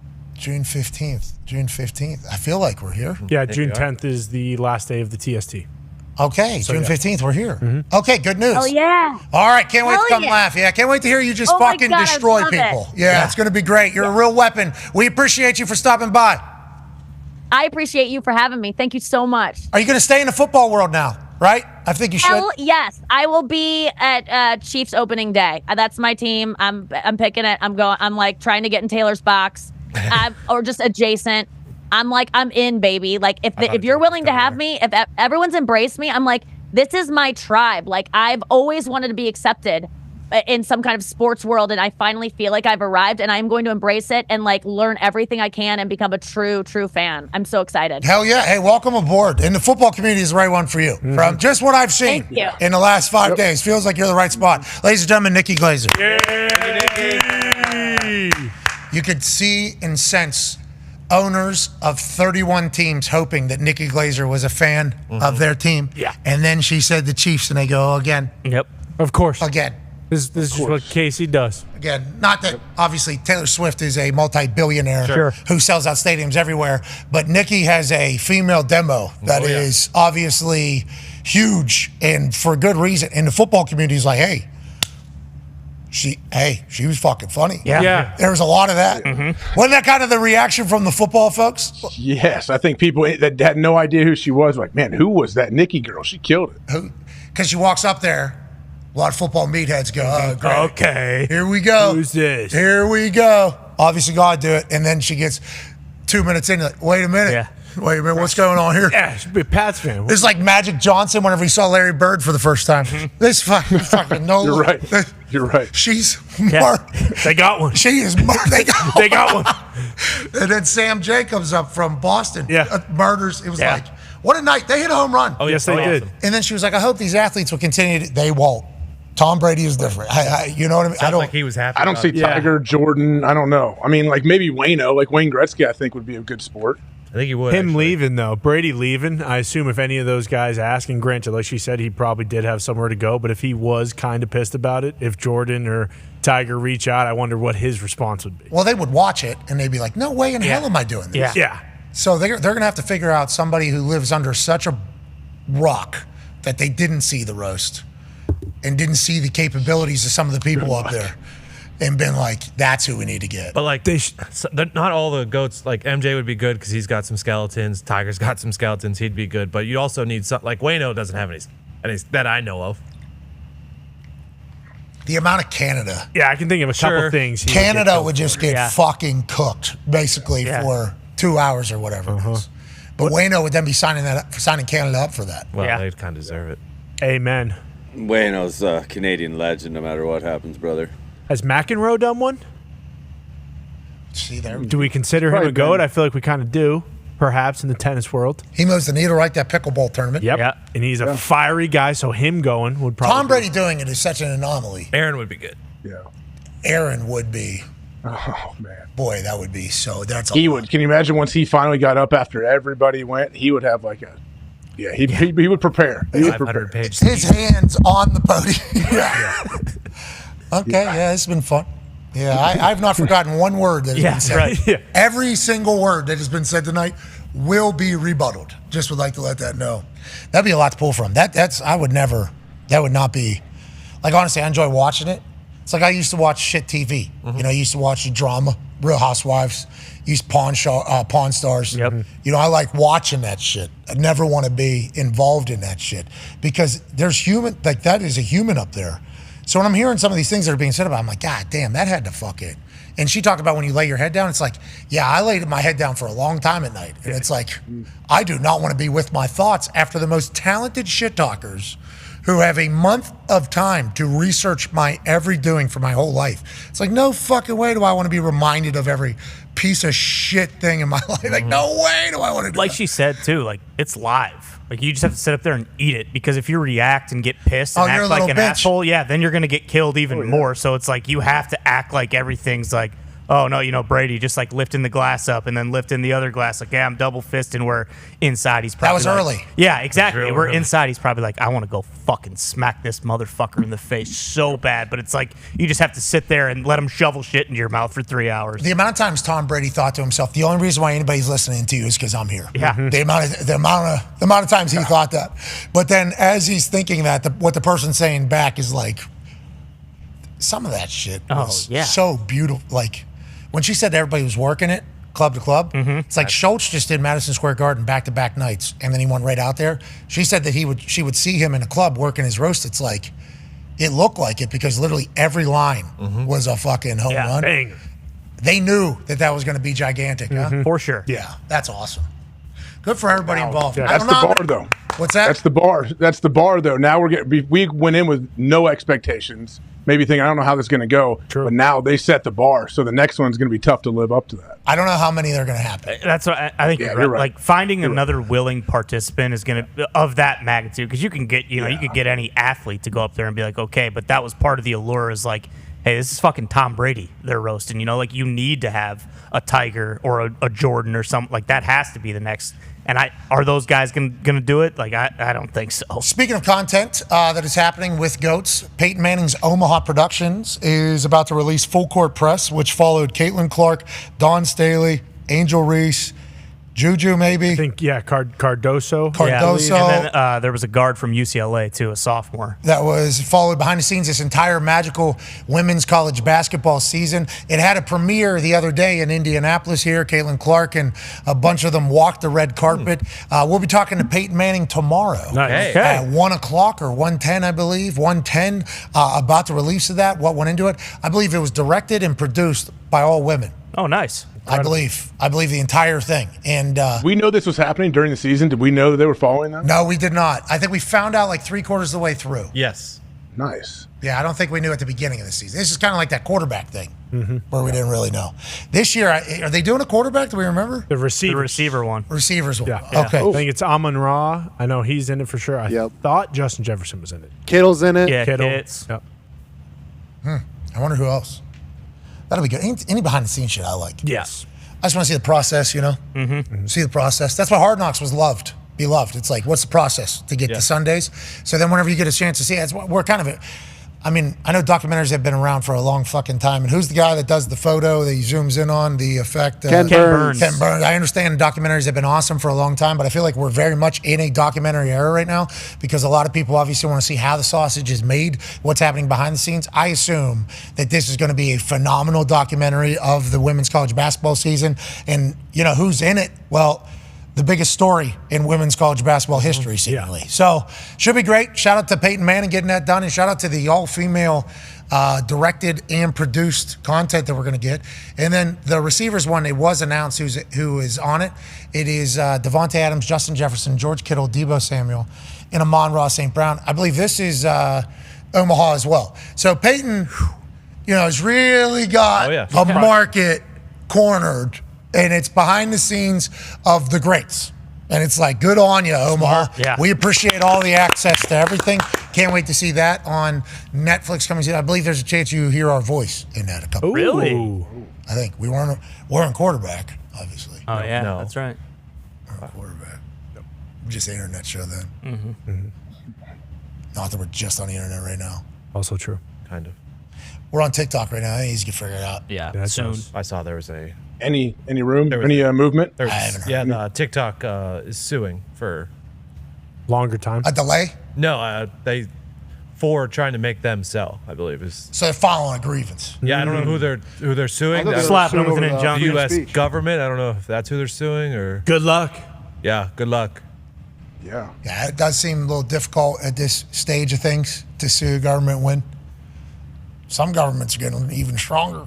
Yeah. I think it had something to do with freedom of speech, if I saw that correctly. Oh, the First Amendment. That's a pretty important one. Freedom to brainwash kids. Is that what they're trying to say? All right. See, that's the problem. Is he lying? Can't have any conversations ever. No. Can't do it. There is a country, though, getting real strong. The government getting real strong. Which is either really good for the future or really indifferent for the future. And that's our friends up north. Yeah, don't say anything, because if you go to Toronto in 15 years, they might pull this quote and fucking have you executed up there. Uh-oh. What are they doing? I believe, and I don't know if it's been passed or pitched, because there's a bunch of laws and shit that get pitched in America, and then what it actually ends up being is vastly different. But the tractor goes around, Exactly. and it's always a bunch of yelling at everybody. Hate speech on the internet, you get punished for it, and they can go back. Oh, yeah. Yeah, look out. They can go back. Oh, they go back because I know Canada there was some comedian that was getting put in jail or something just from something he said during one of his sets. Yeah. He was talking now about. Now they go back and get you? Allegedly, that's being pitched. What's hate speech, though? What is hate speech? I don't what does know that if mean? They want to go back. Maybe we go back for everything then. Yeah, let's go back for the Trudeau photos, too. Whoa! How about that? Is that hate speech? No, it's a wild time right now, and we will continue to be the stooges that occupy a couple hours of your afternoon if you'll spend it with us. But there is some alarming shit going on where it's like, what's the deal? How is that even? But once again, We would like the smart people to figure it out. All right, on that note, let's get the hell out of here. AJ, great work today, pal. Shout out to Nikki Glazer for joining us, Jason Licht, PK Subban, Indianapolis Pacer legend. Yeah. Brian Windhorst, who went to bat for the Pacers. I don't know if you saw that, AJ. Did you see that?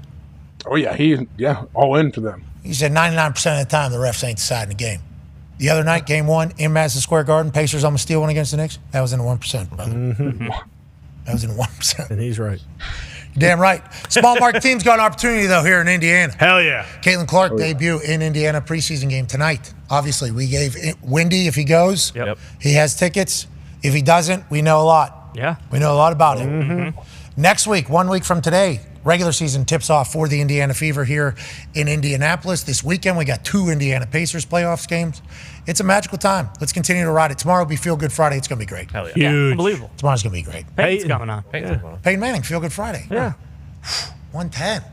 What'll be in that first hour? Well, maybe we'll be reacting to Cavs Celtics. Whoa, did the Cavs get a big upset tonight? Wow. Yeah, maybe. How about the Mavs and the Thunder? How's Luka's knee? Big question. SGA, he's got a chip on his shoulder because he didn't win the MVP? Probably. Essentially. Number 2 in voting, Shaq told Joker right to his face, you need to hear from me. I didn't think you should win. You know I love you. No, I love you. Best big man in the league. 3-time MVP, Joker. And then on the NHL tonight, Rangers at Hurricanes. Rangers up 2-0, going down to see the Caniacs in Raleigh. Yeah. Brother. I had a couple tweets from some Caniacs saying we don't give enough love to the Hurricanes. You're down 2-0 to the Rangers. Is Cower ringing the siren? We got to know who's sounding the siren. Where's Cower? We always say 20,000 screaming Caniacs, brother. We always say. Yeah, they got the beer sticks. Been gassing up the Caniacs for years, brother. We're just in that arena. Yeah, you're goddamn right I was down there. We trade him Gensel. Yes. You're welcome. Who's sounding the siren? Give us somebody good. What if it's Gensel? What if Gensel's like, you know what, I'm sounding a siren, I'm punching people in the mouth, I'm scoring 2 goals. I was born and raised in Pittsburgh, Pennsylvania. You're welcome, Raleigh. What if that's what Gensel does?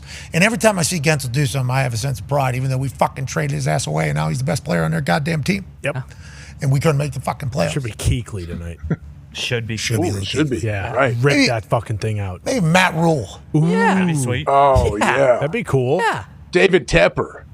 Yes. Oh, no. Sir Purr and David Tepper. No, Sir Purr, is that the AI one? No, the Sir Purr is the mascot. Yeah, but what? Remember the AI? Yeah, Jumping around the stadium. Sir Purr was Chosen Anderson was confused about him. Oh, okay. Chosen. Robbie Chosen? Chosen? He changed it again. I can't keep up. I forget what it is. Yeah, I think it's Robbie Chosen. Might be double Chosen. He changed his name from Robbie with a Y to IE, I'm pretty sure. Chosen's in there, though. That's kind of sweet. For shoot, he did that, yeah. Yeah. How come Josh Rosen didn't change his name to the Rosen one? He should. That might have helped him. Probably would have. Still be playing. He got tattooed on his chest. Yeah, maybe on his forehead. Yeah. That would have made more sense. He was so cool. Remember he was in a hot tub in the dorm? In his dorm. Yeah, so sweet. He was the Rosen one. He was a cool guy. He was. I bet you he's a great golfer. Oh, yeah. Both of his parents are tennis pros. Really? I believe Doing so. a lot of He that was a tennis lately. prodigy. So he's actual Rosen one. Yeah. Yes. That's what I'm saying. We need to legally change these names a little bit more, especially when we got a nickname like Chosen or the Rosen one. Agreed. Jeez Louise. Avalanche at the Stars. Good luck to all parties tonight. Okay. Texas hockey, it's going to be a loud barn or what? Yeah, we're tying this thing up tonight, boys. Well, that's not what we heard last year, or last series All against Las pressure on Vegas. Dallas. Yeah, All pressure, Gump. No, there's not. We went down 2-0. DeBoer's never won game 1 as the Stars coach. Don't worry about it, AJ. Oh, okay. That's a good trend. Losing. You don't want to go back to Denver down 0-2. Vegas, maybe toughest barn in the league when in there. We know that's not true. We were You just think Colorado's a Well tougher said. barn than Vegas? Yeah. No, not a chance. They got Mile High with them. Oh, It was all brother. Edmonton fans when we were there for the VGK. Yes. Yeah. No, well, it Hey, Cougars fans are juiced. They got some love today. oh, okay, cool. Shout out to the Cougars. Cougs are juiced. I believe Canucks, right, is the name nickname for Canadians? Yeah, knuckleheads. Come get over here, you knucklehead. Is that what we did in 1776? That's why you guys didn't join us? What the fuck? Probably. They enjoy us because they're a bunch of bitches. I mean, we Whoa! Take it easy, know that. brother. Don't be painted Jesus. chips. This guy We eats know. grit for breakfast, lunch, and dinner. Hey, look, back then, bottom left Canada, that didn't exist. That was just a bunch of nothing. Okay, so if it was now, of course, Gumpy would be joining. Canada's got good people up here. I firmly believe, especially after going up to Montreal and experiencing that situation, and obviously Gumpy. Yeah, my point. Let's get out of here. Canada's got good people. It's crazy. I learned more about Canada because we have a fucking. Yeah, I got coach. We got an actual immigration situation, bro. He knows a lot about Canada. We do have a Canadian coach. Yeah, we do. Loved that with Kavanaugh yesterday. Kavanaugh yesterday had to have the old Canadian accent with almost every question. Well, he said, I think that's more hockey. It's like, bud, lacrosse is same thing. Canada's sport. Hockey on land. That is their sport. Oh, shit. Going in. It's going in. Get in the hole. Oh, damn. Hey, preseason. Yep. Preseason. Home game for Caitlin Clark. This goes in, win by 30. Okay. Easily. You know, it's kind of fascinating here in Indiana. I feel like the refs might help us in the WNBA, but they're working against us in the NBA. It is Yeah, well. We're in a little fucking officiating purgatory. That's fair. Who do the Fair is Fever, fair, who then. do the Fever have tonight? They take on a Come on. Who they got? ball club. Who they I think they got the Mystics tonight. Oh, okay. Yeah, I believe, Okay. Tough I matchup. believe it is the Mystics. Fresh off of, okay, Atlanta Dream is who they're playing tonight, but Dream. if you think about who the Mystics are, especially after The Mystics are a solid team. No, Mystics They are tough ball club. well, Mystic Dan, too, this weekend. Bingo, exactly. That's what they're Oh, thinking that. full circle.